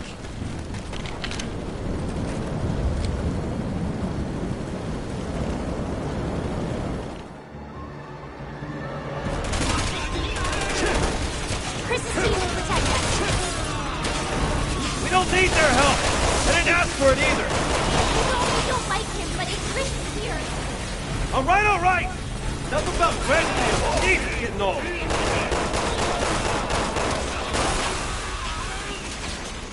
These guys don't know what they're dealing with. Time to clue them in!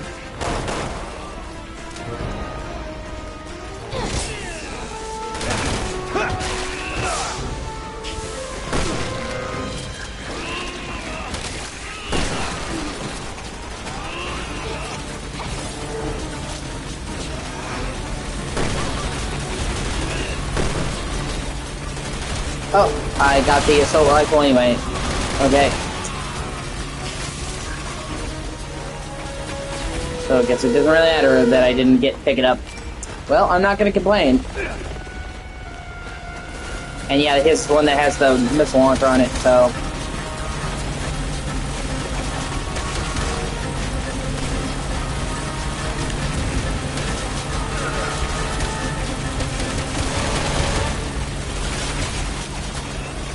Or grenade launcher, I'm sorry. My bad.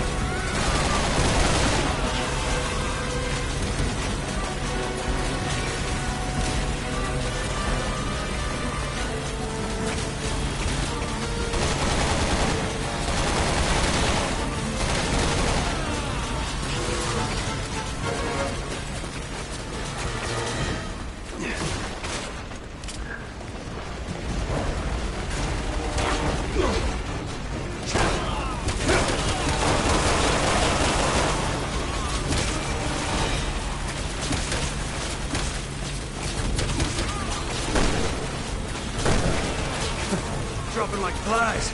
We'll have this mess mopped up in no time. Don't say that, Jake.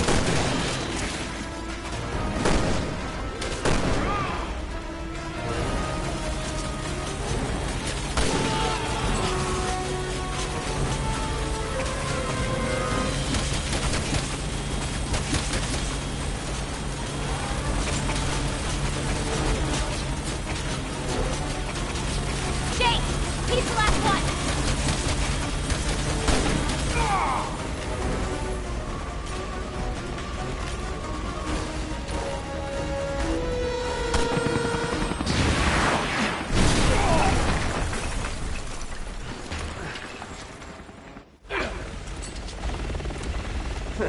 And I thought we'd be here all night. This way! Okay.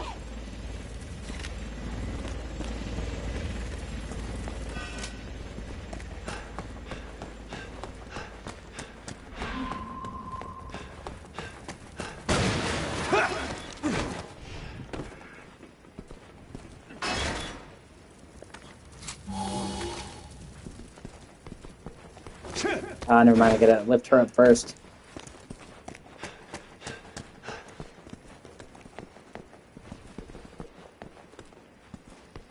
Thought I did. Hey, yo, Sherry!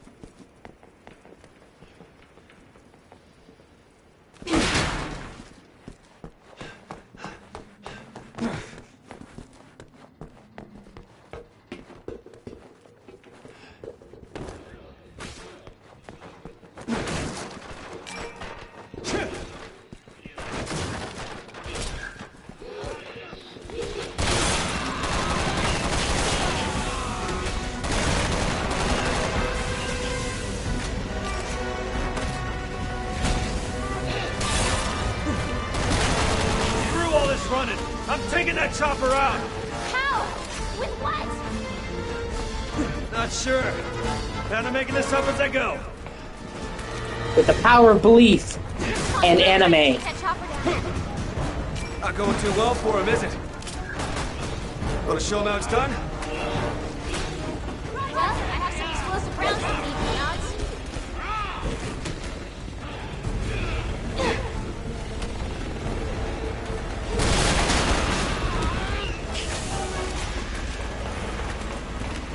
Oh, no wonder they have to give you a assault rifle, because otherwise he wouldn't have a fucking weapon to fight this cocksucker.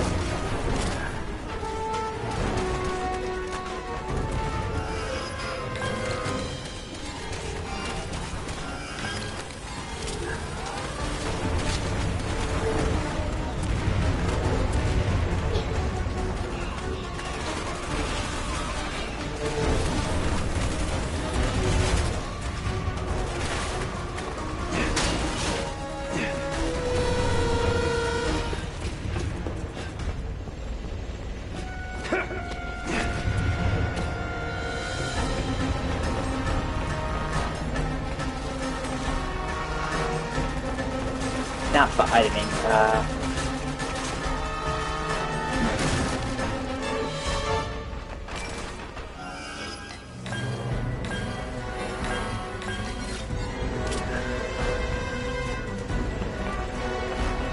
Yeah, no, they automatically give it to you because you needed to shoot down the chopper.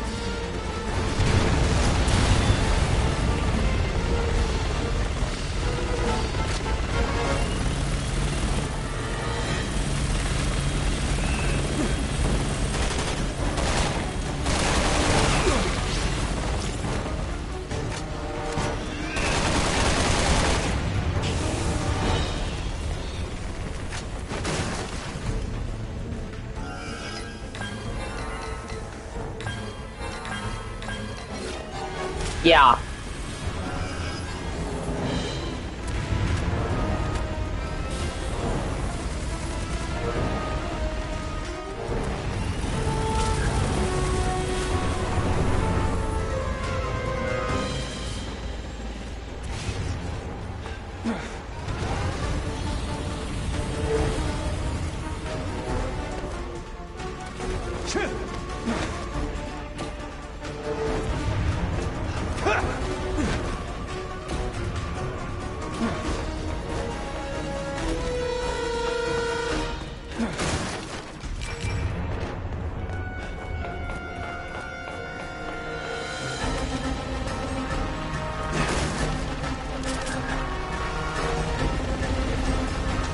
Yeah, I can't believe that either. That's such a waste opportunity. And they give you a lot of fucking flashbangs too, right? So it's like, even though they give you way more, they're infinitely less useful. That just sucks, honestly.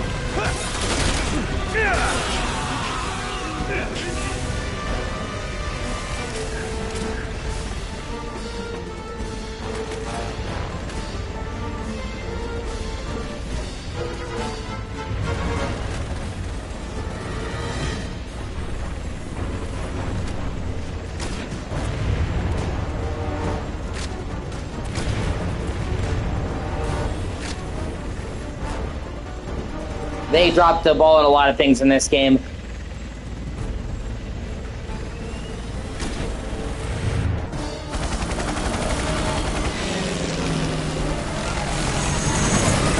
But I said I was going to go through the whole series, and the whole main series.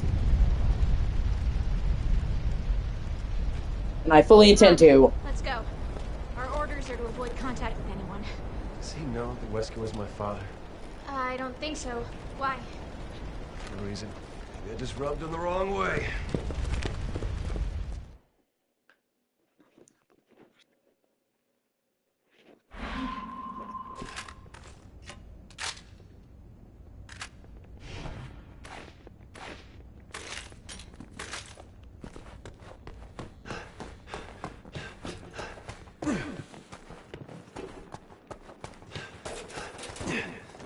Did you even see the kind of helicopter they sent after us?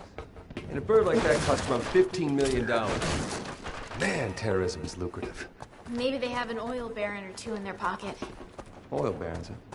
You know, in the country I was born in, people think Uncle Sam causes most of the problems in this world.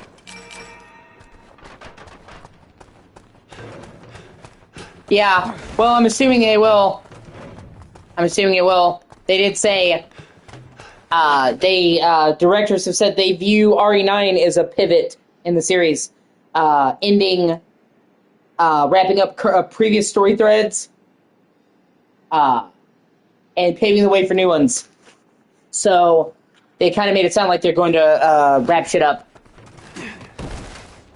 And you are going back to Raccoon City, so it seems like they're focused on delving into prior shit, so hopefully, yeah.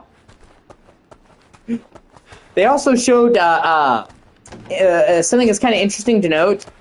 They when they showed the deluxe edition, they showed the different costumes. One of the costumes for Grace, and they actually showed her in the screenshots comparing it in a crowded city center, not like Raccoon City that's bombed out, but like a city that's alive and has like civilians walking around. And I'm wondering how that's going to fit in. Is that just going to be like a walking scene, you know, kind of like 5 starts out with him walking through the village, or is they're actually going to be walking around like an actual like civilian place? Like, I don't know. I'd be interested to see it.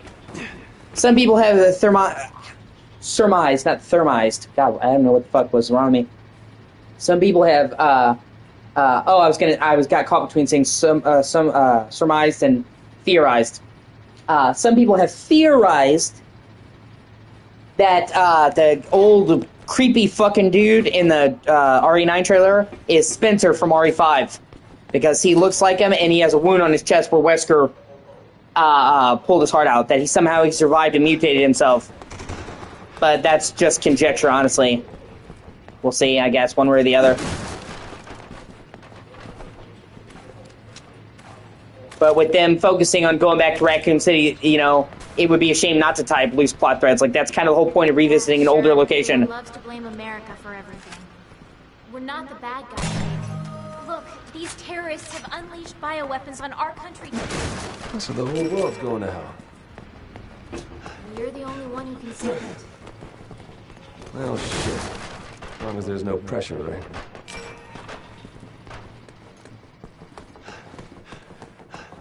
Okay.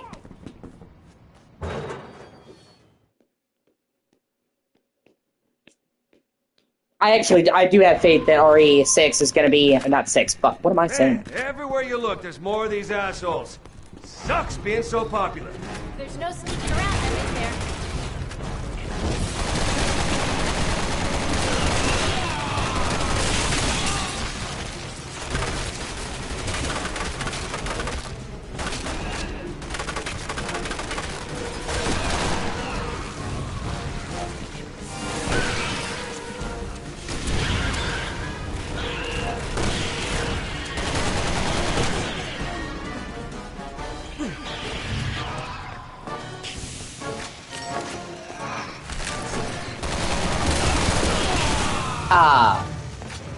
I have faith that Capcom's gonna knock it out of the park with 9. I really do.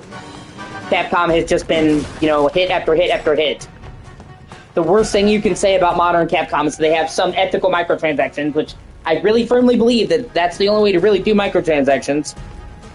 And that some of their PC ports have had issues.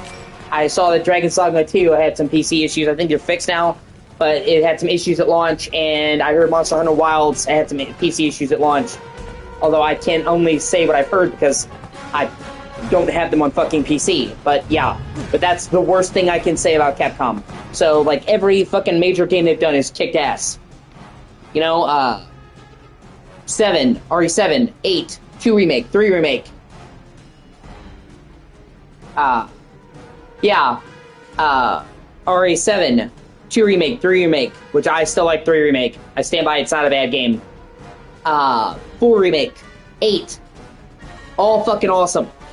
You know, DMC 5, Dragon's Dogma 2, Mega Man 11, Monster Hunter World, Monster Hunter Rise, Monster Hunter Wilds. Like, every Capcom game that they've put out, man, in like the last 10 years has fucking rolled.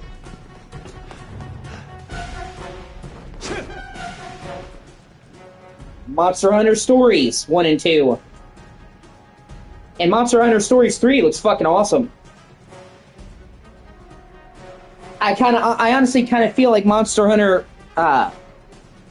Stories 3, not only does it look like a huge leap up, which being on Switch 2 kind of helps with that, because you could clearly tell that, you know, Stories 2 was held back by Switch, so obviously it's still held back by Switch 2, but it's a lot more power to work with. But man, Monster Hunter Stories 3 looks fucking awesome. I actually got, a while back, like last month, I got Monster Hunter Stories 1 and 2, and I need to go through them.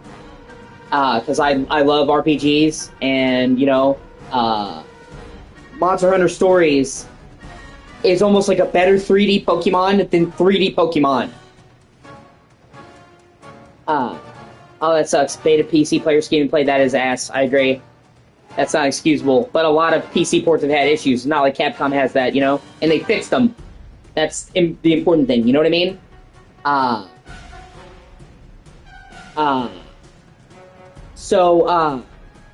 But Monster Hunter Stories 3 looks fucking ridiculous. I was watching gameplay. It looks so good. Like, I mean, fucking awesome. Yeah, it will be.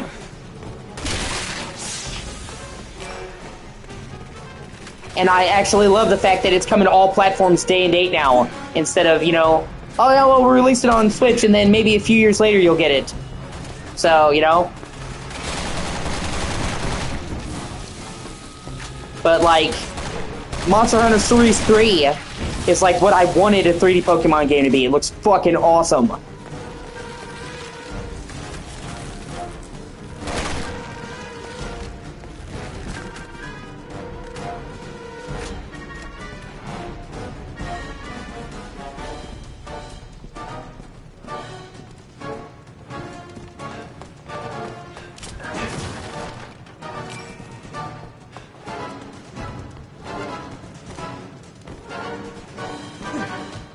Like I said, I honestly think Sword and Shield were the last games where Nintendo, or I'm sorry, Game Freak tried. Yeah, they didn't look that amazing. I mean, even by Switch standards, nobody's gonna say that Sword and Shield were really pushing boundaries, but they looked good.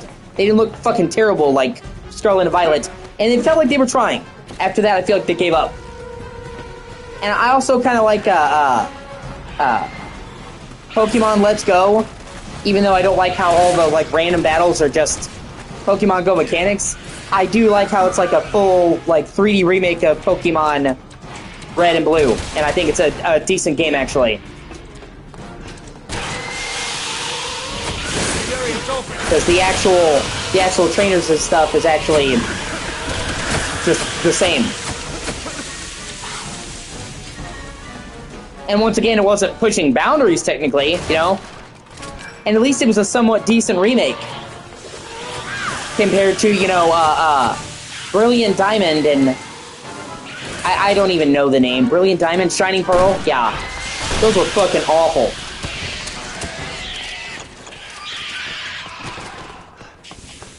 You know, and that sucks too, because I was really looking forward to that. Because Diamond...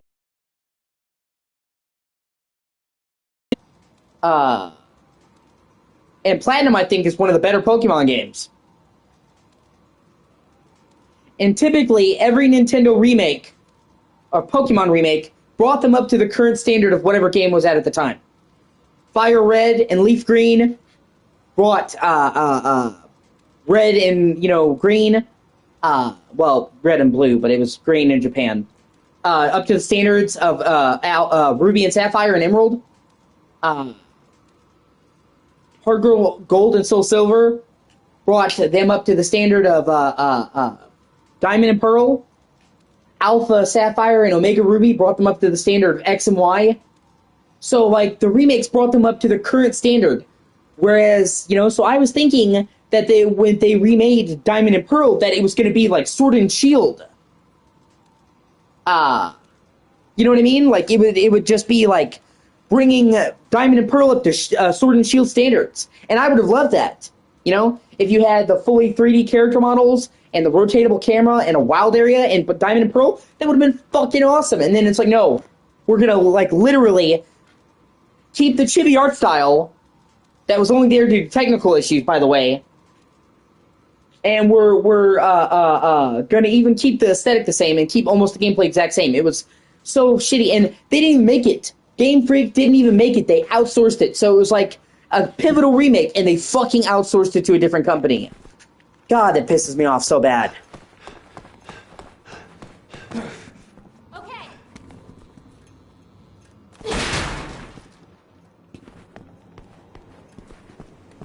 And now,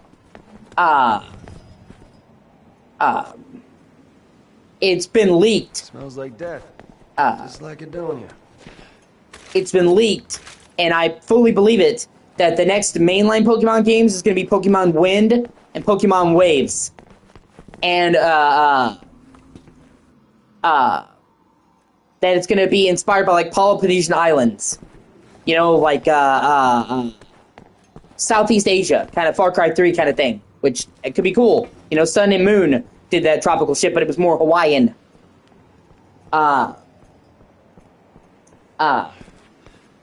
And I believe that it's true because not only did the art that got leaked look legit, but Nintendo was striking it down everywhere they found it. And the fact that Nintendo was literally getting it removed basically confirms it to me, because it was just fucking gibberish. They wouldn't give a shit. Like, oh, it's speculation. Like, people are always throwing fake shit out there. So for me, that confirms it. And that could be good if they actually get their technology straight. You know? But, I put my money where my mouth is. I've said this before again and again. People will say, oh, this is shitty. Oh, this is shitty. And then they'll still buy the game. And that does not... Your feedback does not do shit unless you combine it with your wallet and your money or lack thereof. Because, like I've told people, if you bitch about the game being bad and then you buy it anyway, you are basically telling them, you vote with your wallet, yeah, You were basically telling the game company, well, I'll bitch about you fucking me, but I'll still bend over and let you fuck me. And that's all they really care about, is the profits. They don't care about the backlash. Honestly, fucking truly. You know? And that's why Call of Duty has went downhill. Because even though I can't remember the last time a truly great Call of Duty game came out. I mean, I'm not the biggest fan of Call of Duty, but I think it's it's an alright series. But I'm talking about by Call of Duty standards, I can't even think of the last time a truly great Call of Duty came out. I think Alex said, and he really does like Call of Duty, that it was like Black Ops 3. But like I said, but they keep buying them. Every single okay, let me put it like this. Almost every single year in the last 15 years, Call of Duty has been the best-selling game of that year. Whatever year. There was only 3 times that it wasn't. When GTA 5 came out, 2013, of course. When Red Dead Redemption 2 came out, of course. And then Hogwarts Legacy narrowly beat it. And, and it was still the second best-selling game of the year. Okay? So even though the games have sucked, even though people are like, oh, I can't remember the last good Call of Duty game, still the best-selling game of each year. That is not going to tell them they need to get their shit together.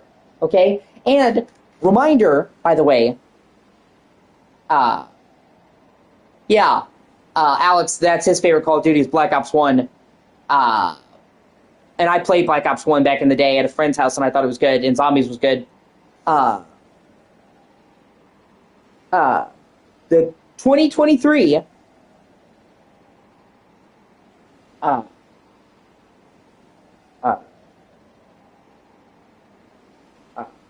sorry.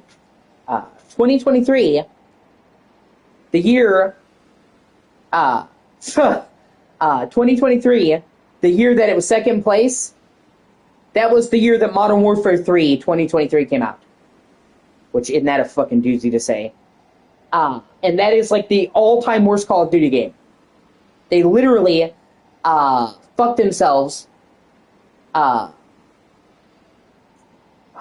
see, I'm trying to avoid going on a rant because we'll be here all day, but breaking it down for you, the Cliff Notes. Cold War was originally not supposed to be a Call of Duty, a Black Ops game. The multiplayer was as it was, but the single player was supposed to be Cold War themed and not that, and for some fucking reason, Activision didn't like the campaign. So they decided to keep, keep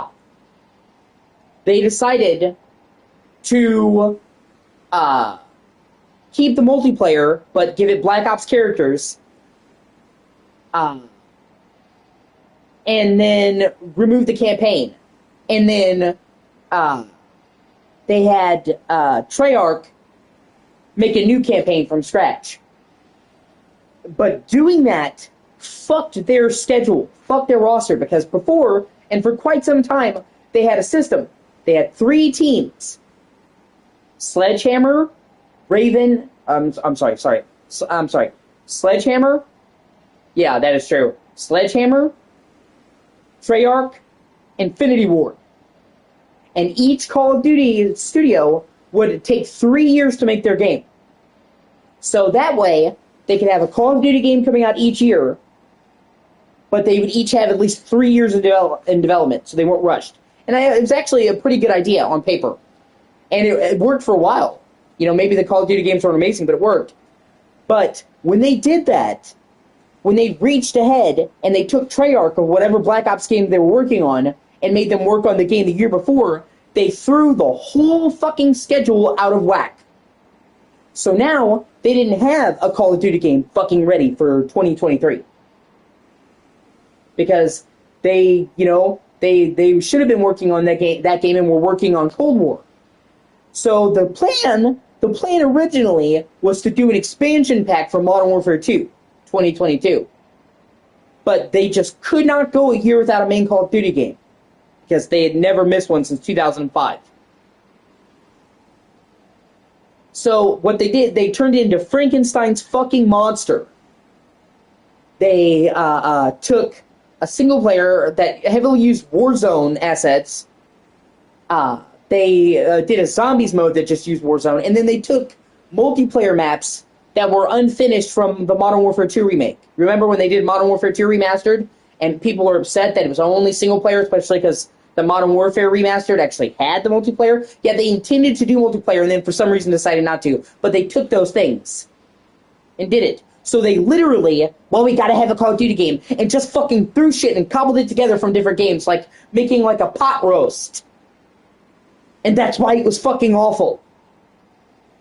But, okay, despite it being fucking awful, despite almost everyone agreeing it was by far the worst Call of Duty game ever, main game, not like counting spin-offs and shit like handheld games, despite people knowing from the get-go that it looked terrible. Like, I remember when they first showed it off, people thought it looked awful. Because you could clearly tell it was cobbled together. Despite all of that, it was still the fucking second best-selling game of the year. Only fucking narrowly, being beaten out by Hogwarts Legacy. Because that game was a phenomenon.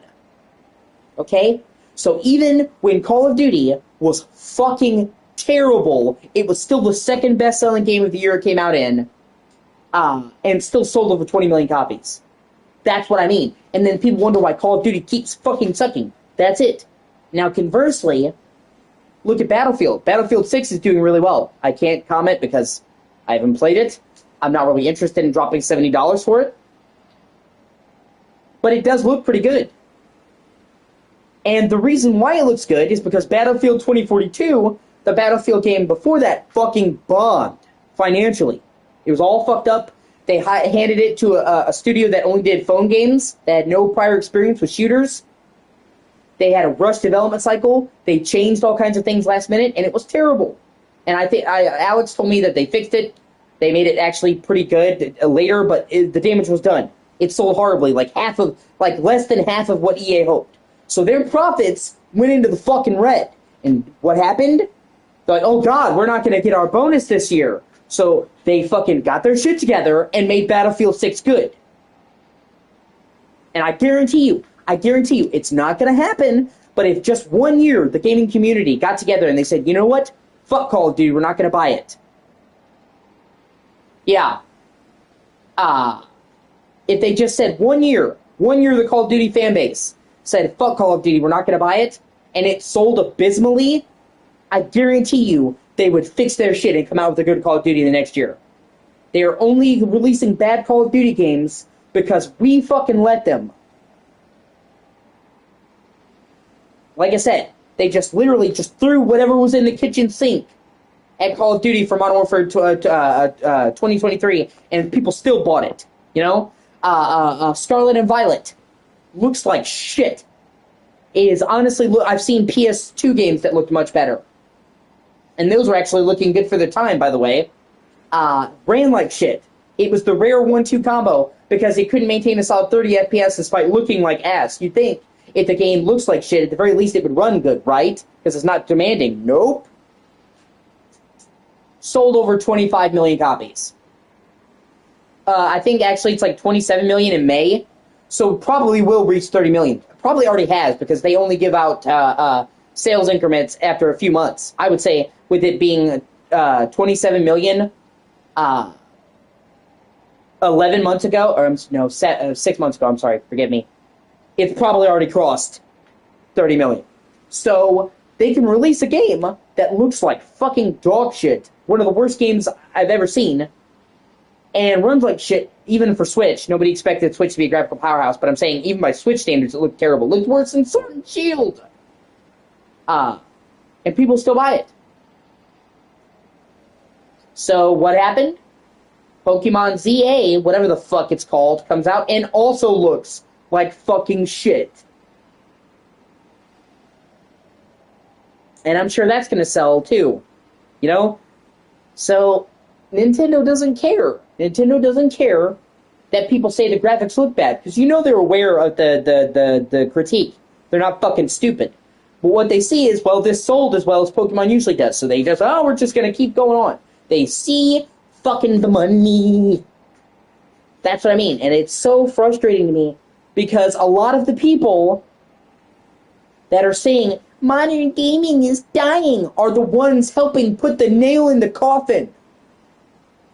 Every time you see a game that looks like dog shit and you buy it en masse, you are... And at a certain point, there needs to be some actual ownership. Because, yes, there is always going to be a large onus on the people making the game. You made a shit game. But there's also some responsibility for the people that bought the game. It's supply and demand. You can't just put all of the fucking blame on supply and not demand. You know? Is somebody who does drugs as culpable as the dealer? No, they're still also responsible. Dealer wouldn't have a job if people stopped buying his supply.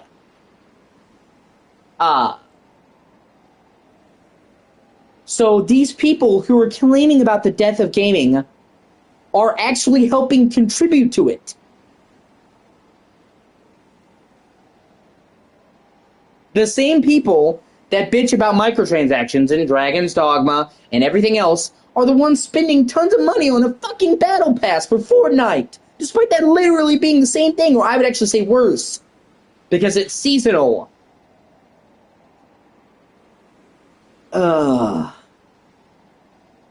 I've actually wanted to work on a video.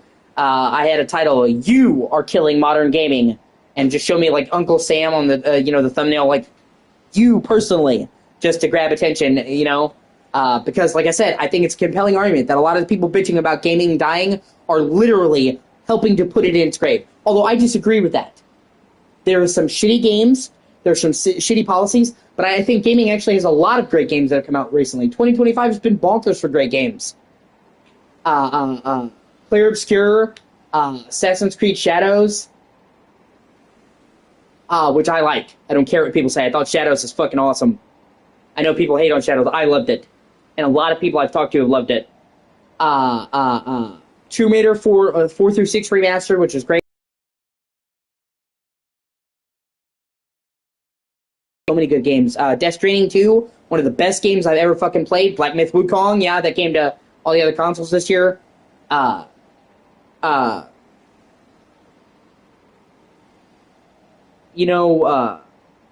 of Yotai, fucking awesome. I basically 100% completed that game. I loved every minute of it.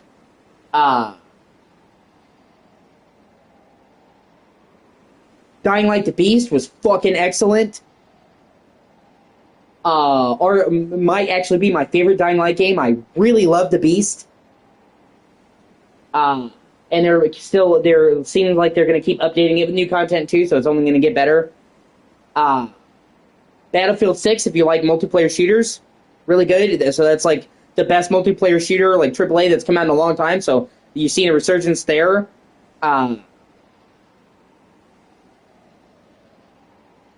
Metroid Prime 4 is coming in December. Looks fucking awesome. Stalker 2 is coming to PlayStation. Outer Worlds 2 looks really good. And I've heard good things. My friend Rhea, she has said that she really likes it. So I'm looking forward to playing that when I get the time. I had the money, I could have got it, but I wanted to get a new game for Switch because I haven't played Switch in forever. My dock was fucked up, so I'm like, why? Might as well. And I wanted to get Metroid Prime Remastered, and then I got Tormented Souls because it was $30 and it was a really good classic survival horror game. But it's on my list to get, and then Silent Hill F, also on my list to get. I will probably get it before the end of this year, hopefully. Looks amazing. So like there's been so many good games that have come out this year so it's ludicrous for me for people to say, oh, gaming is dying. Monster Hunter Wilds, we were just talking about that. Looks great to me, not perfect, but it's like a whole new generation of Monster Hunter. They were swinging for the fences, and I'm sure they're only going to refine that formula in future games. Capcom's really good at that, iterating on what worked. Ninja Gaiden 4 looks really good. It doesn't look like a Ninja Gaiden game to me. It looks like a Platinum Games, but it looks like a really, really good hack and slash. So just this year has been great for games. And then 2026 already looks stacked, man. Resident Evil 9 looks fucking awesome. Marvel 1943, Rise of Hydra, looks fucking awesome.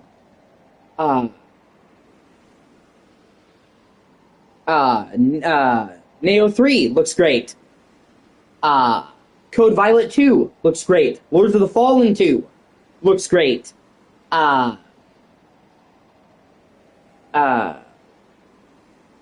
Deus Ex Remastered looks like a really good remaster of a great game. People are upset that they didn't do like a big budget remake, but it's done by the same people that did, Tomb Raider Remastered, so I have no doubt that it will be good.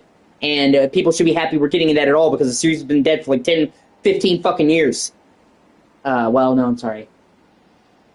9 years. Okay, the last Deus Ex game was Mankind Divided, which was really good, but that was 2016. So I'm happy we're just getting something at all. And honestly, Deus Ex is so old now, literally 2000, that it needs some fine-tuning. The only console port that was ever made was the PS2, and while I stand by the fact that it was actually a decent port because it kept all the gameplay intact, the worst that it did was broke the levels into smaller chunks. But unlike a lot of PC to console ports that suck donkey dick, it actually managed to keep all that was good about Deus Ex. That's how I played Deus Ex, by the way. It was on PS2. And I stand by it was one of the better console ports of the age. It still was not as good as the original. So bring in the PC version to console with all the bells and whistles, better models, but real-time lighting, refined controls, the control scene. Okay, so I'm happy for it.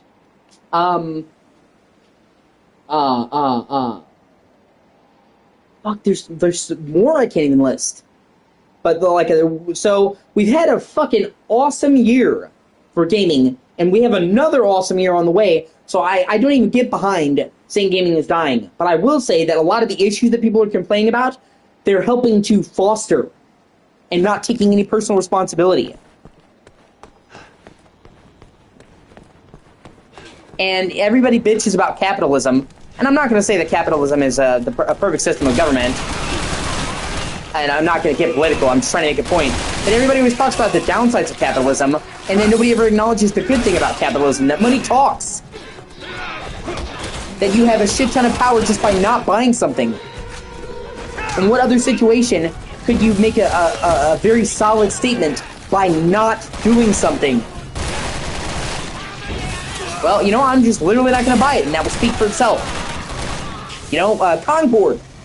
That was fucking terrible. Sony was like, oh, we're going to get a piece of the live service pie. It was terrible. People said it was terrible.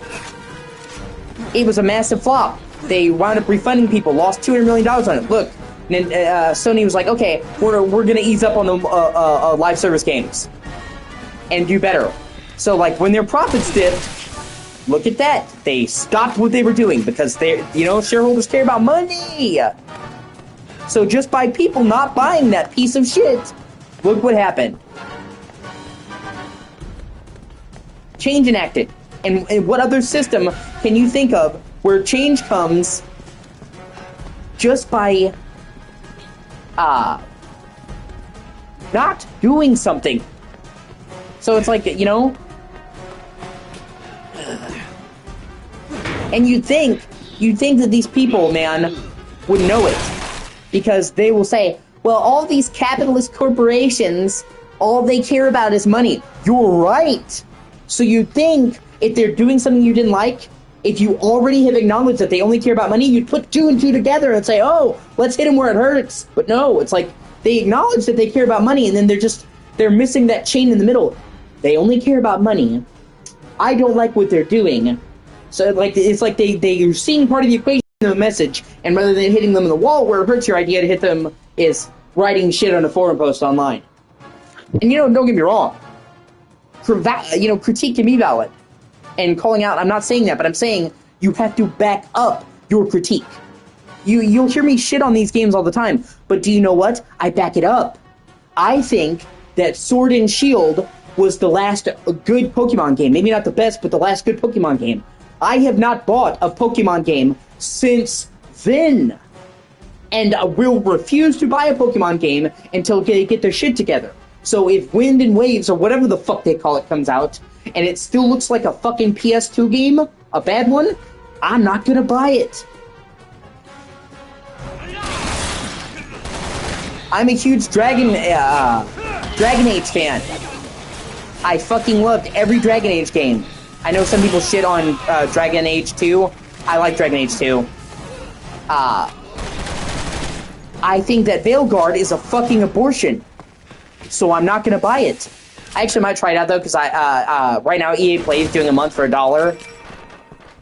And I got a month for $1, and it's a part of EA Play now, so I might try it for $1, because my dad said, yeah, the story is fucking cringe, but the actual gameplay is fun. So for $1, but I would never buy that fucking shit.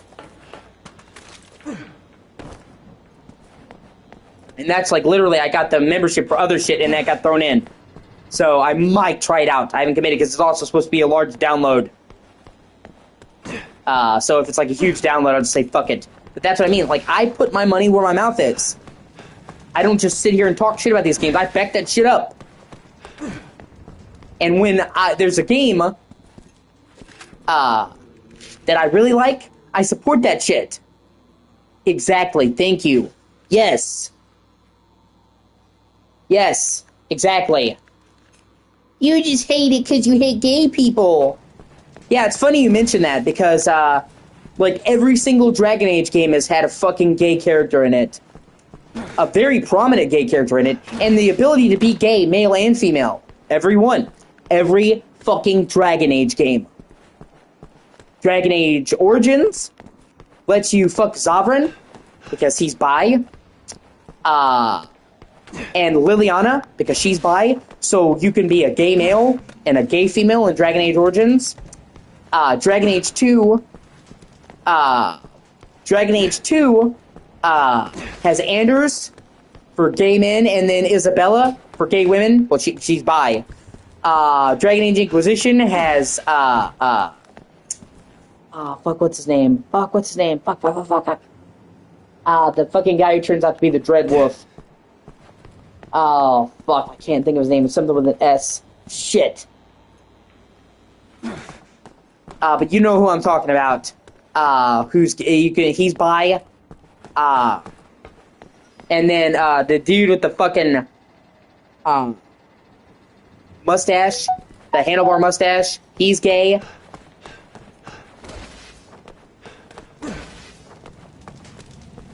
So every single Dragon Age game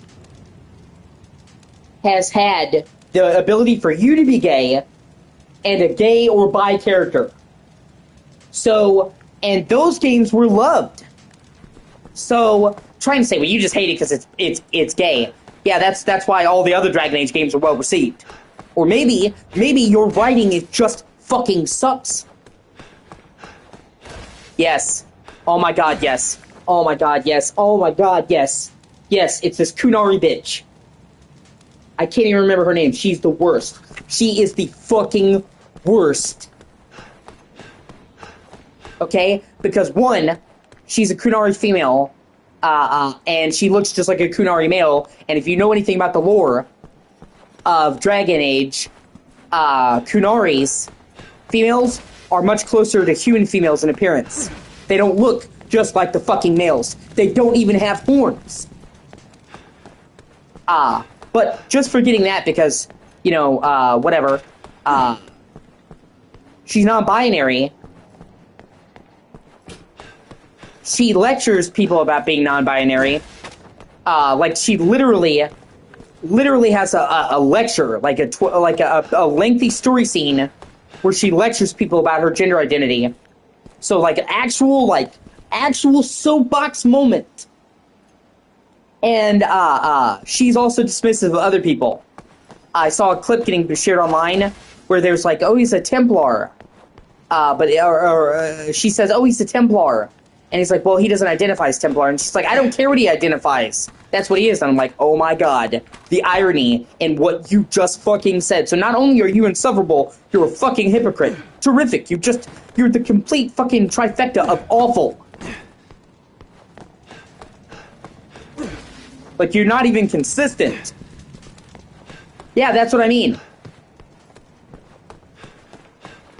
And that's just some of it. They have fucking black elves, Asian elves. Dude, I have no problem with black people in games. I have no problem with Asian people in games. And remember, you could play black and Asian humans. So there was never a Dragon Age game where you couldn't be a colored person. or a minority. If people you find colored offensive, some people find it offensive. Whatever.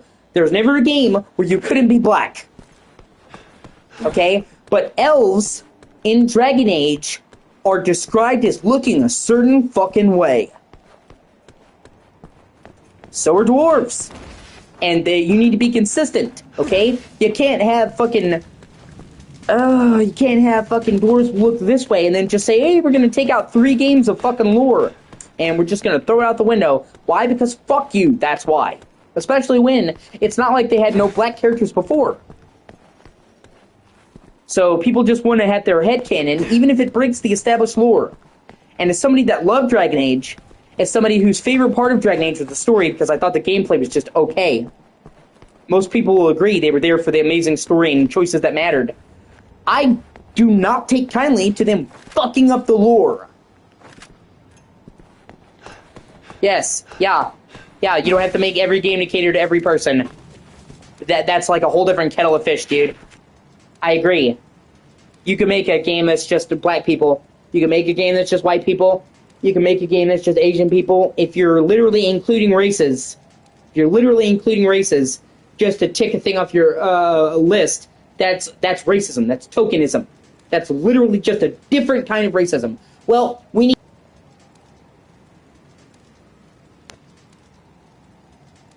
it was low on battery and I just forgot. If you're literally... You make content. Thank you. Exactly. It's okay to say, you know what, this game's not for you. And people expecting every game to be made for them is what's killing games. Because when you make games for everybody, you have games made by a fucking committee. By focus groups. And they suck.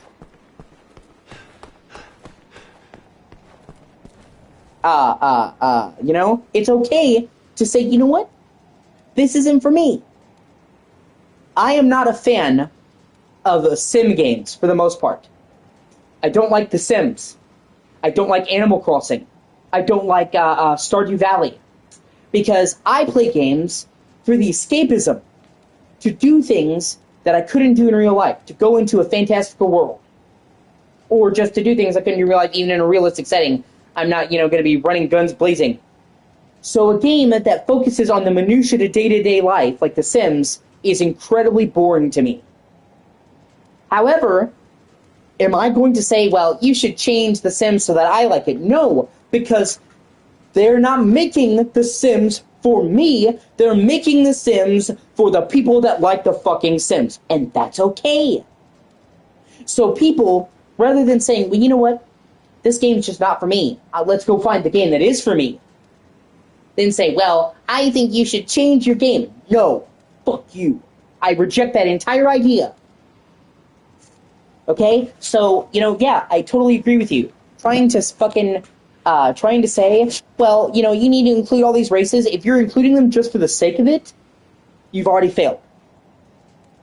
And then whenever they include them, it's always the worst. It's the worst.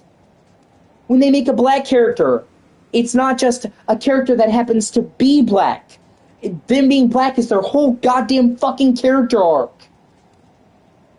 Not, they're just a person that happens to be black because that's what black people are. They're just people that happen to be black. No, their entire identity, their entire existence revolves around being black. They've got to mention it every 15 seconds. Like, that's not how fucking black people are. And when you include shit like that, you're basically telling me you've never met a black person in real life. Now, granted, I'm not black. However, I have a shit ton of black friends. You, Nero, Rhea, and not only that, most of the neighborhoods that I have grown up in are predominantly black. The last 3 places I have lived, I'm like one of only a few white families. In this complex... it's like 10, 15 black families, 5 or 6 Latin families, and then like 2 white families. So I have spent, honestly, no shit, my life predominantly around black people. So I may not be black, but having black friends growing up around black people I have an idea of what a black person is and can tell you that none of the fucking black people I have ever met, literally ever, have ever needed to remind me that they were black. So I'm like, have you met a black person? Because when you write them and they're like, I'm black, I'm black, I'm black, it kind of makes me feel like you've never actually met a black person. So, when it's bad enough that they're just including it to tick a box off the goddamn list. But then when they do it, it's usually the most fucking token, fucking poorly written shit.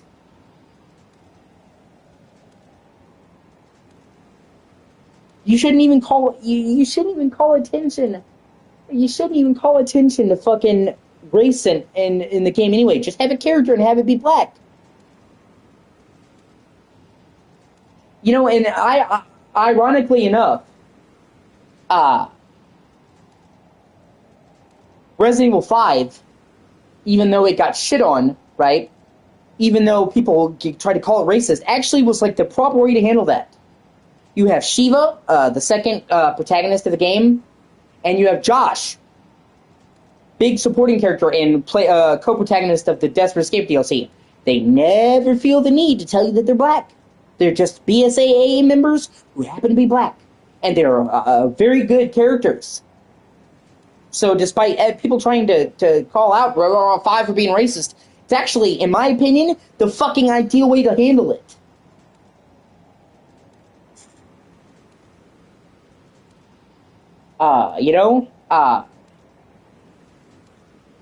And if you are going to do that and make black part of the character, you still need to make it good writing, man. They act like, well, I ticked off all the boxes, so why didn't I like it? Because your writing is fucking shit, your acting is shit. Ticking the diversity boxes does not automatically mean that now you're good, that your shit is beyond critique. You could have a black character that has terrible writing.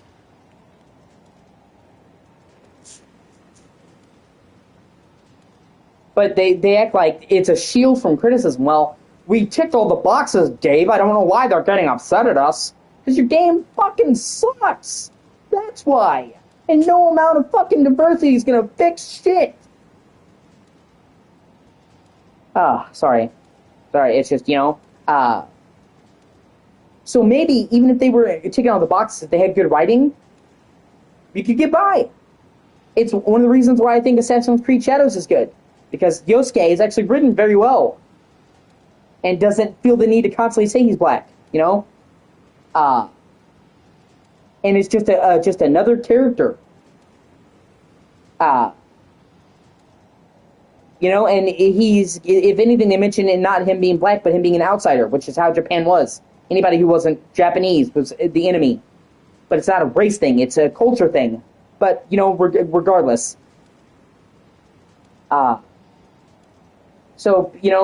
People shit on that, but I actually thought they handled Yosuke very well. Especially because he was a real dude that lived.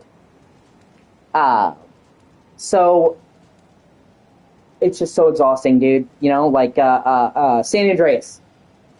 People love San Andreas, but you don't ever hear San Andreas get praise for its writing, and it should.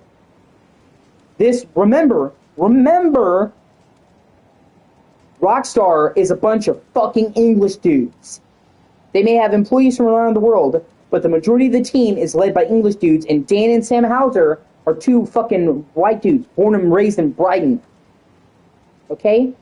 And yet, despite being from another country, despite being as white as you can possibly be, if you've ever seen Dan and Sam Houser, they are super fucking white, like khaki shorts fucking white. Whiter than me. They made a game that felt authentic to 90s black culture because they did their fucking research. They went to LA, to Compton, took pictures. They talked to people on the scene and asked them what it was like. And look at that. It actually feels authentic to the point where a ton of black people fucking love San Andreas. So when you care about the writing, when you care about the culture, you don't have to be a black person to make a good game starring black people. And nearly every character in that game is fucking black.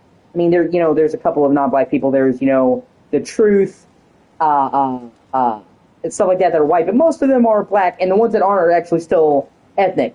You know, Woozie, my favorite character in San Andreas, Asian, Officer Hernandez, fucking Tenpenny's bitch, Mexican, Carlita,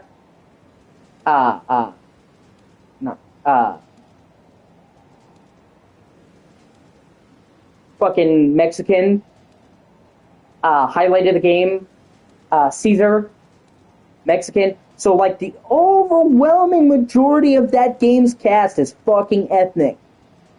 And yet, people loved it, even though it was made by two white dudes.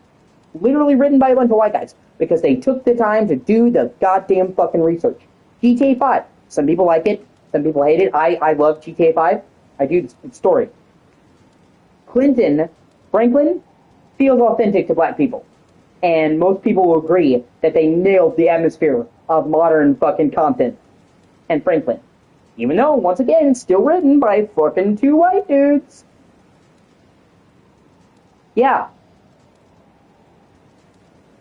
So, you know,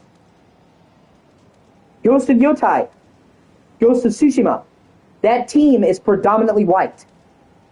The director is white. The writer is white. And yet, not only are the games awesome, but Japanese people love them. It is the single best-selling Sony first-party exclusive in Japan made by a Western developer. And one of their best-selling games ever. And even Japanese people, like Shinji Mikami, who's like the GOAT, said that that was the type of samurai game he would have made. Two white dudes. Because why? They went over to Tsushima Island, they learned the culture, they learned how it was, and they accurately represented it. Yes, exactly. Every character is super different. I agree. For sure. That's what I mean. I think GTA 5 story mode is great. I don't fuck with online, because I don't like a lot of online games, and it's all about the grind, but I love GTA 5 single player. And probably gonna replay GTA 5 sometime, story mode, because GTA 6 is coming out next year, and it's been so many years since I really played GTA 5. Yeah. Thank God for that. Roger. So, like, when you take the time to actually give a shit about what you're doing, it turns out that it's good. Do you think that the people who made Dragon Age Veilguard, do you think that they cared about making a good Dragon Age game? No, they didn't. And it shows.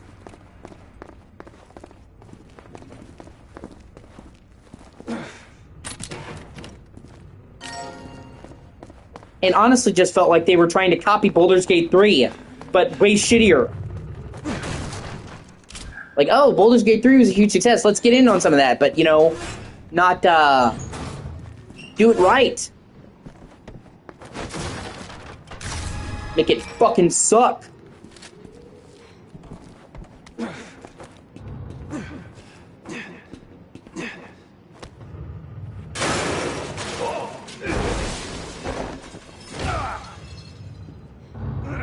Jake, are you okay? I'm taking bigger spills. Of course, I don't have that healing factor of yours. Too bad the fall didn't knock the wise ass out of you. Fucking, yeah, exactly. Never mind the fact, by the way, that Baldur's Gate 3 actually stayed true to Baldur's Gate lore. So, you know, they copied the worst parts of Baldur's Gate 3. It was like somebody who didn't really understand Baldur's Gate and what made it successful, saying, oh, let's get a piece of that pie. You know, whereas, you know, Baldur's Gate was good because the people that made Baldur's Gate cared about Baldur's Gate. Like, crazy, I know, right? They weren't even the ones who originally did Baldur's Gate. Larian Studios, they never had a hand in the original games, but yet it's faithful because they liked the property and they were accurate to it and did it justice. Like, funny, like, when you care about what you're making, And you're not just doing it to fill a quota, it's good.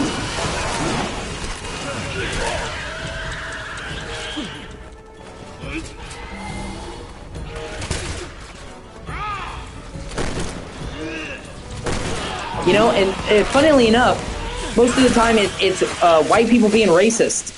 Most of the people that are mandating these games, including a diverse cast, are fucking white people who think they know better. Like, I remember when Latinx became a fucking thing. And it was white people trying to force it on them. Meanwhile, the actual Latin community fucking hated it. I've talked to plenty of Latin people. Oh, fuck, even Alex. Alex is Latin. I mean, his family comes from fucking Spain. He can't stand the fucking term. Shit, I need to get rid of some shit. I'm full on inventory. Might as well get rid of the flash grenades. It's not like they fucking do anything. I'll quickly throw them.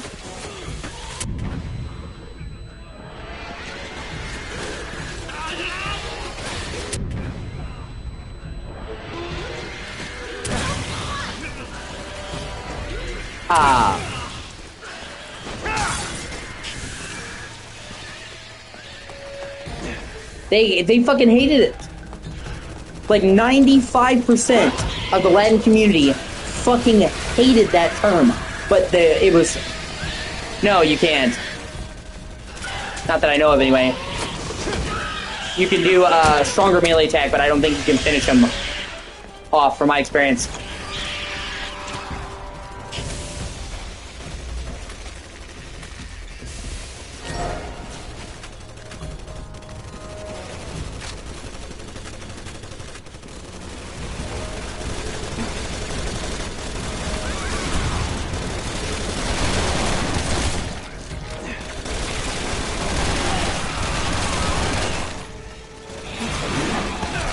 Wow, I fucking went right into it. That's bullshit that it tracked me like that.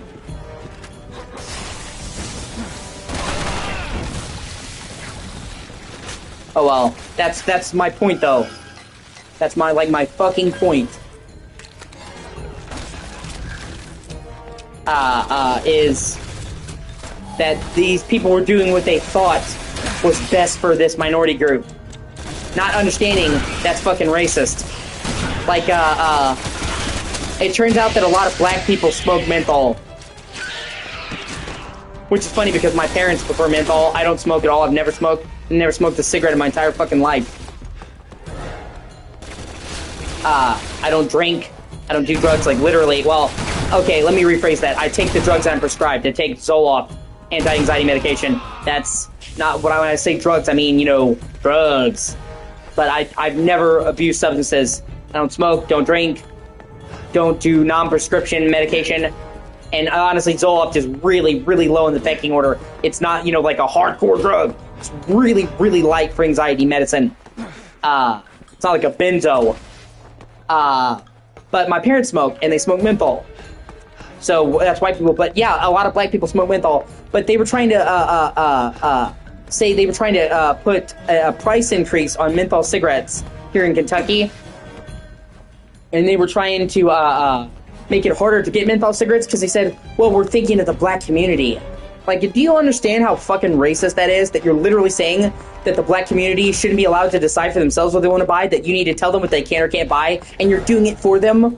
Like a parent telling their kid they can't have a meal? Like, that's more racist than anything! And that shit didn't fly because the black community was like, no, fuck you, and that shit didn't fly. But just the fact that white people thought that was a good idea, that was fucking racist. But, oh, we're doing it to help them. Okay, they're adults. And you know, it's one thing to say, trying to get cigarettes off the market, even though I believe that people should be able to choose. It's an entirely other thing to say you're doing it for one ethnic group. Like, if you just said you were trying to get out of menthols, cool. Well, you say, well, we're doing it for the good of the black community. You're being fucking racist. You're saying that black people aren't smart enough, aren't intelligent enough to fucking choose for themselves.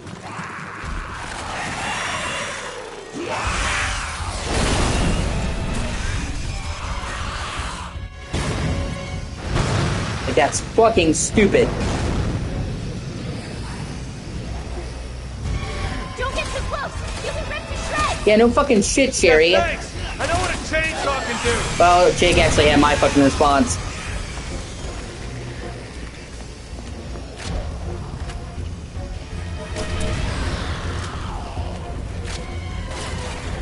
Yeah. Nope, gotta fight it again as Jake.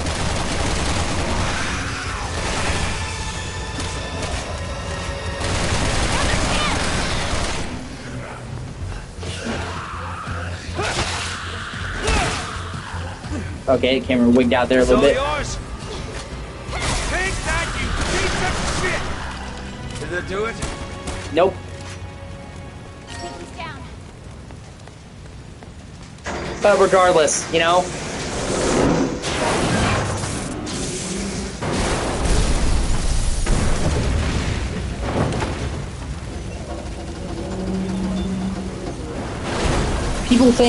People think that the answer to racism is sitting here and saying, like, speaking up for the oppressed, speaking up for Krat's not dead, yeah. Speaking up for the oppressed, talking about the plight of black people. That's not the answer to racism. The answer to racism is apathy, not giving a shit that somebody's black. I'm not saying, I'm not saying that you shouldn't care about what happens to people who are the racist. I'm saying not making it a part of their character. Literally, racism will disappear when nobody gives a shit anymore. When it doesn't even bear mentioning. And that is how I treat everyone. I like to joke that I'm not racist. I hate all people equally. But I don't ever think, oh, you're black. Oh, you're Asian. I've never, thought of you as my black friend or a black guy. I literally just think of you as my friend, as a guy. And if more people just thought of you as a person, they think that, well, if I think about him as a black person in a good way, no, you should just not think about it at all. Shouldn't matter. Shouldn't even be worth mentioning. That's when racism dies. When it's not even worth discussing. It's American!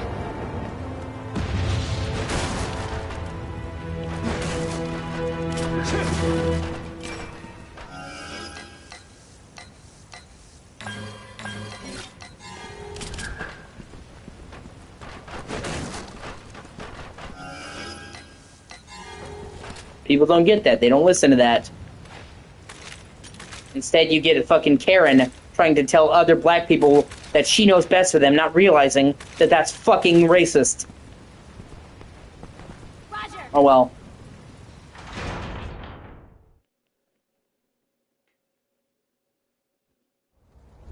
I treat everybody with respect till they give me a reason not to.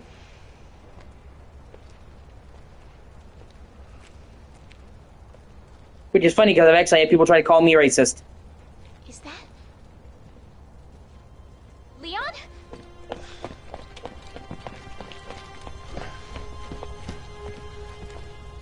Sherry? What are you doing here? I'm on protective detail. Yeah. I heard you became an agent. Why are you here?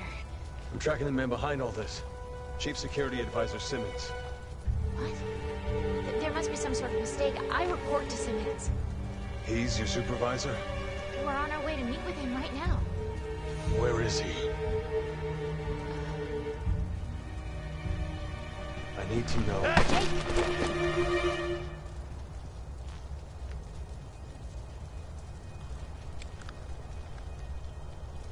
Let me handle this. But your orders were to avoid contact with anyone. Leon's not just anyone. Thank God. He saved my life back in Raccoon City. Yeah, he did. Fair enough. Look out! I do love that too.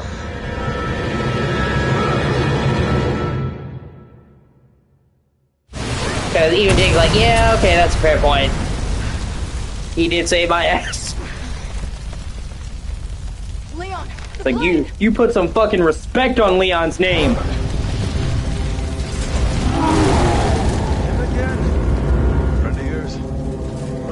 girlfriend. The guy doesn't know when to quit. Welcome to the club. You get used to it. Yeah.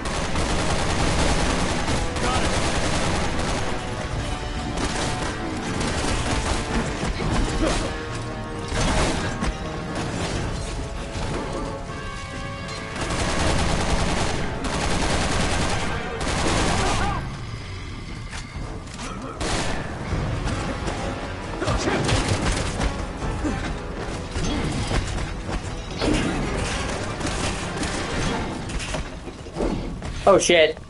I didn't know you could do that. That's crazy. Now's our chance. Let's go. Well, he does have all the tendrils. But yeah. This is actually one of those missions where I'm pretty sure if I was playing online, you can actually run into other people who are playing through this campaign, which I think is cool that they did that. It's only a couple moments throughout the game that happens, like the Square and Adenia, shit like that, but it is cool to actually have like multiple people playing at the same time and having the campaigns intersect like that. Kind of like what they would do later with GTA, not GTA, fuck. Kind of what they would do later with DMC5, where,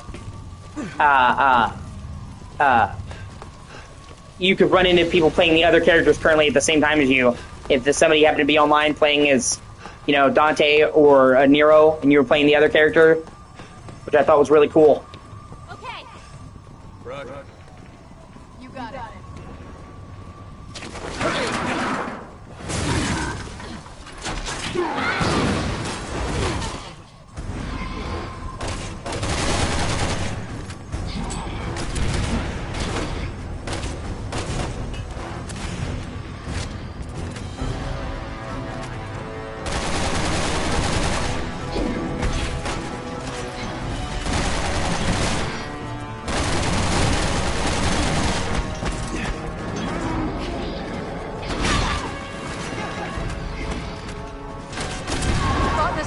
And you're still breathing? I'm impressed. Ah, that could have been cool. Are you kidding? I'm getting a kick out of this. Ah, God. Not entirely sane, are you?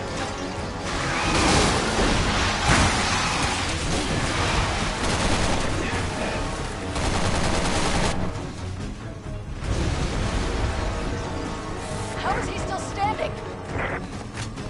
Don't get me started. But maybe the four of us can stop him once and for all.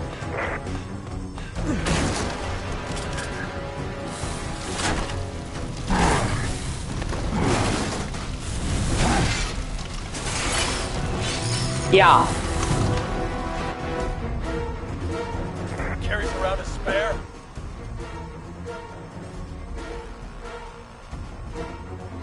Yeah. Chris, Leon, Jill, Claire, and Rebecca, if I'm not mistaken. Give him credit. At least he came prepared.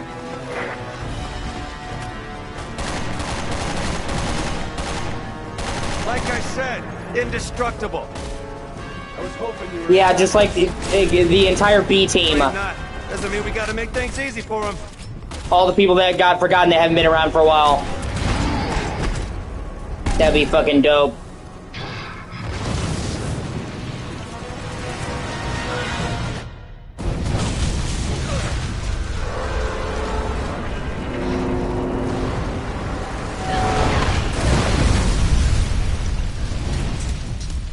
It probably never happened, but yeah, that would be dope. They're doing another Resident Evil. We're gonna head to the Wulong building over in Kuchang. They're doing another, Sherry, listen! Until we get there, I need you to...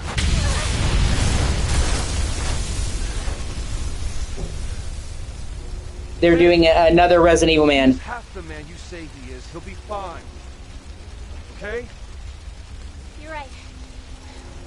We should hurry.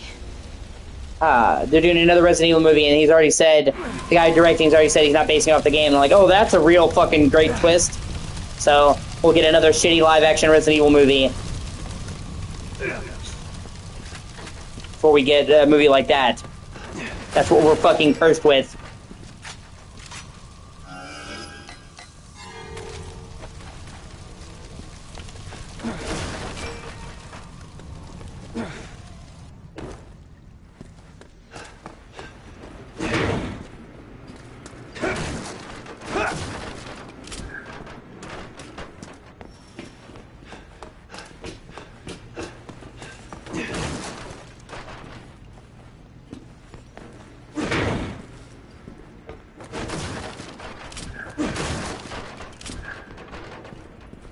Yeah, true. I agree. But that's the thing. We don't matter. That's the fucking problem, man. They're not made for us. They're made for people that don't even like Resident Evil. Roger. Because just about every real Resident Evil fan who plays the games will tell you, yeah, I'd rather have the animated movies. They don't fucking care. And that's why they suck, because they don't care. All right, come on.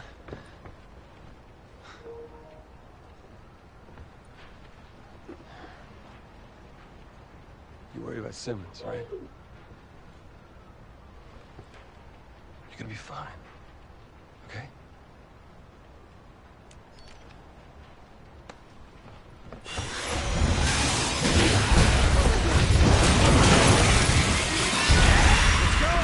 Like, if it's not the fucking Oceanac, it's a chainsaw guy. It's like...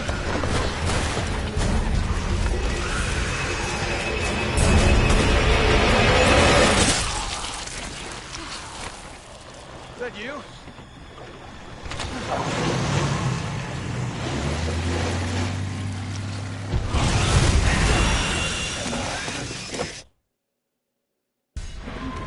Oh, we're having another... Jesus Christ!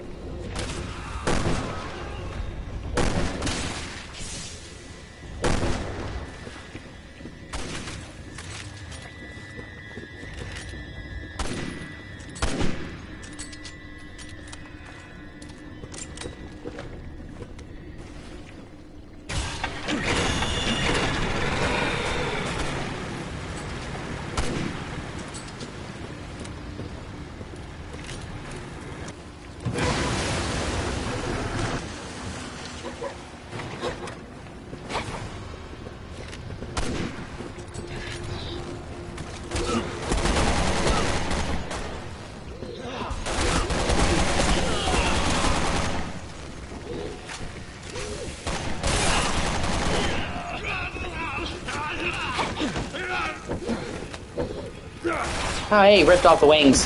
That's the first time I've actually ever seen that. That's cool. There's actually a wide amount of melee animations in this game. That was one thing I will commend them for. Tons of, like, situational specific ones, like hitting from behind, being by a wall, pulling the weapons out. Like, they did a good job with that, I will say.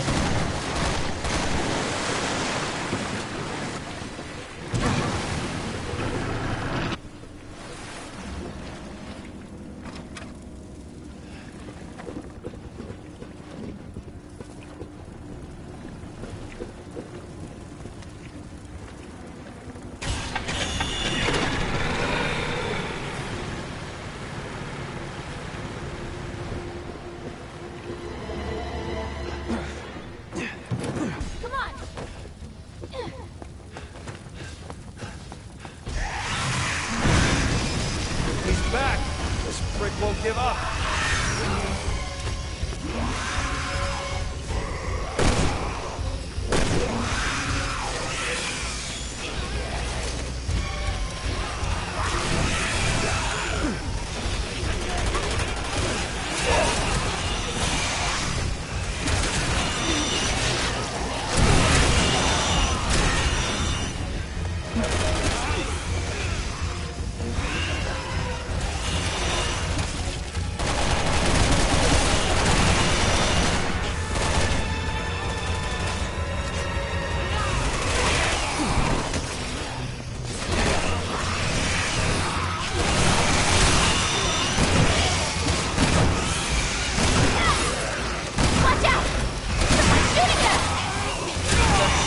They're helping us. Maybe it's your buddies in the BSAA.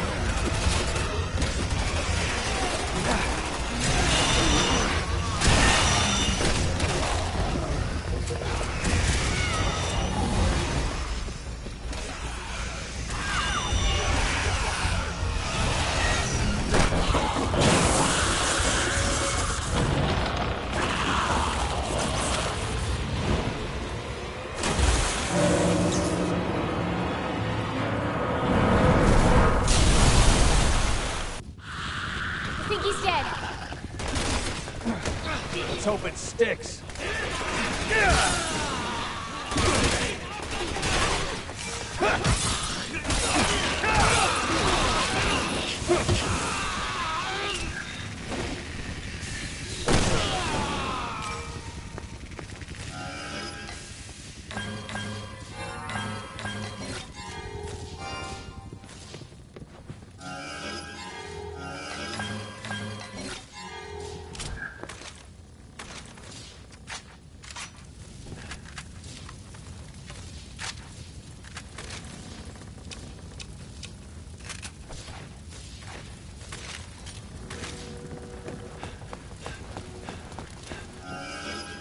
fucked up. Let me see.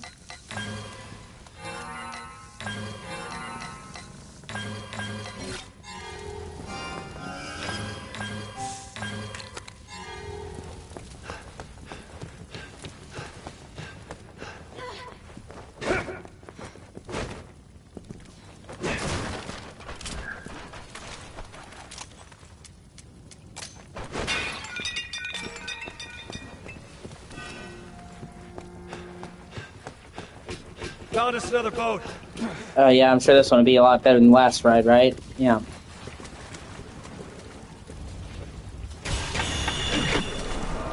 Just saw some sort of light or something in the water. Jesus Christ!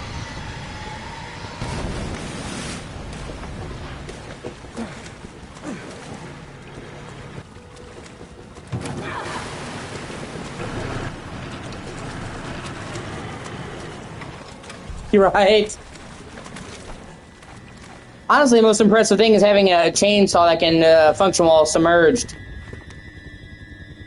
If Umbrella or whoever should patent that and fucking sell it. People pay for that. Underwater chainsaw! Or fuck, that could be the next plotline for a new Jaws parody. Chainsaw Shark!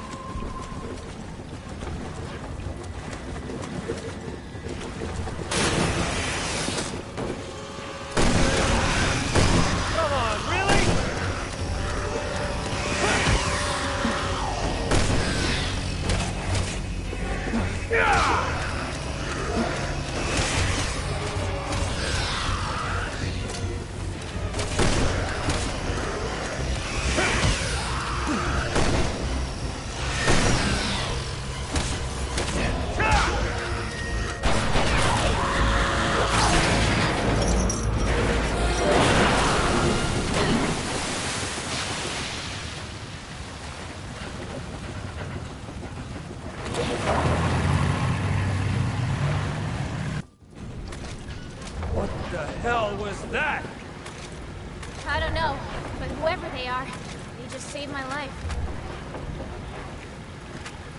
Over there! That's the rendezvous point.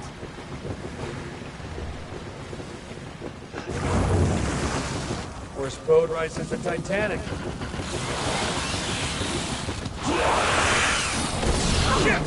Jerry!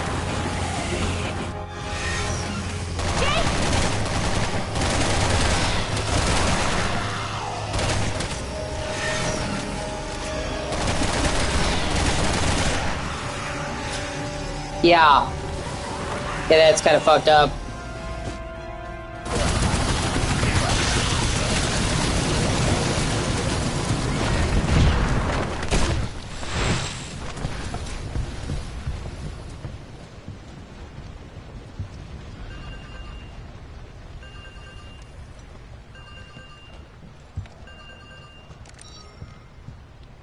Yes.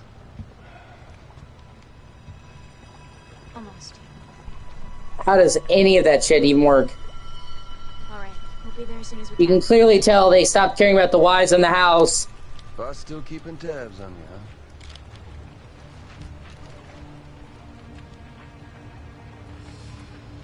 For now. Let's go then.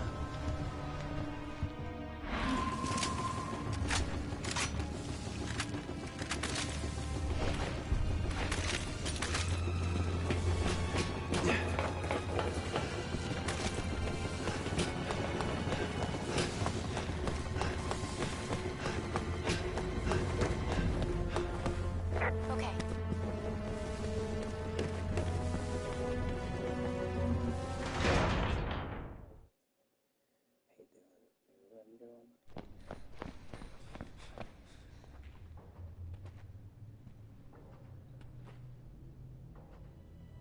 If Leon was right about Simmons,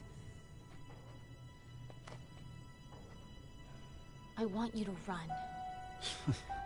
No matter what happens.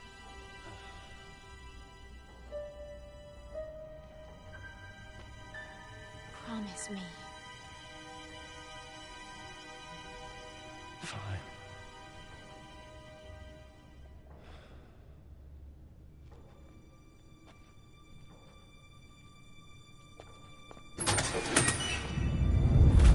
No! Wait! Ah, Agent Birkin, impeccable timing. Kindly take these two into custody, won't you? They said you were involved in the terrorist attack. Is it true?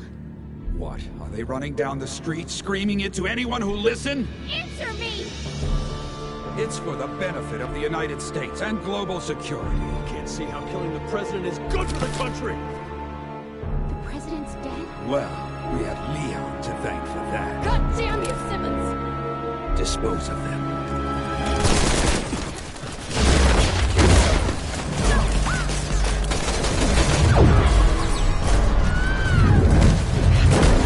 Hold your fire! Those two are still of use to us. You need to be more careful. All right. So what's the plan, hero? You think you can make it to that door? Why don't we just waste him? Because I need you to take care of Sherry. Can we wrap this up? I do have better things to do. What are you two gonna do? Finish Simmons. There's information on here that could stop the C-virus. Simmons wants it. Thanks. I'll put a call into FOS, get you some protection. Now move! Ryan?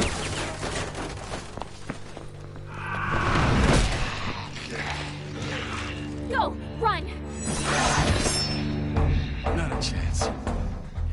You promised. I lied.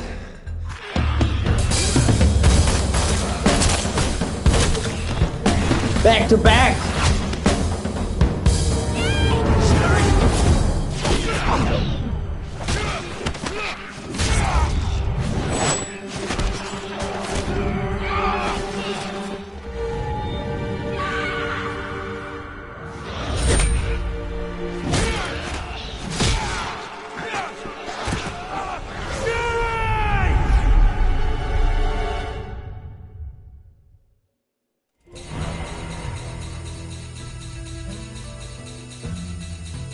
Sure, right? I need you to protect Sherry. Immediately fucks up.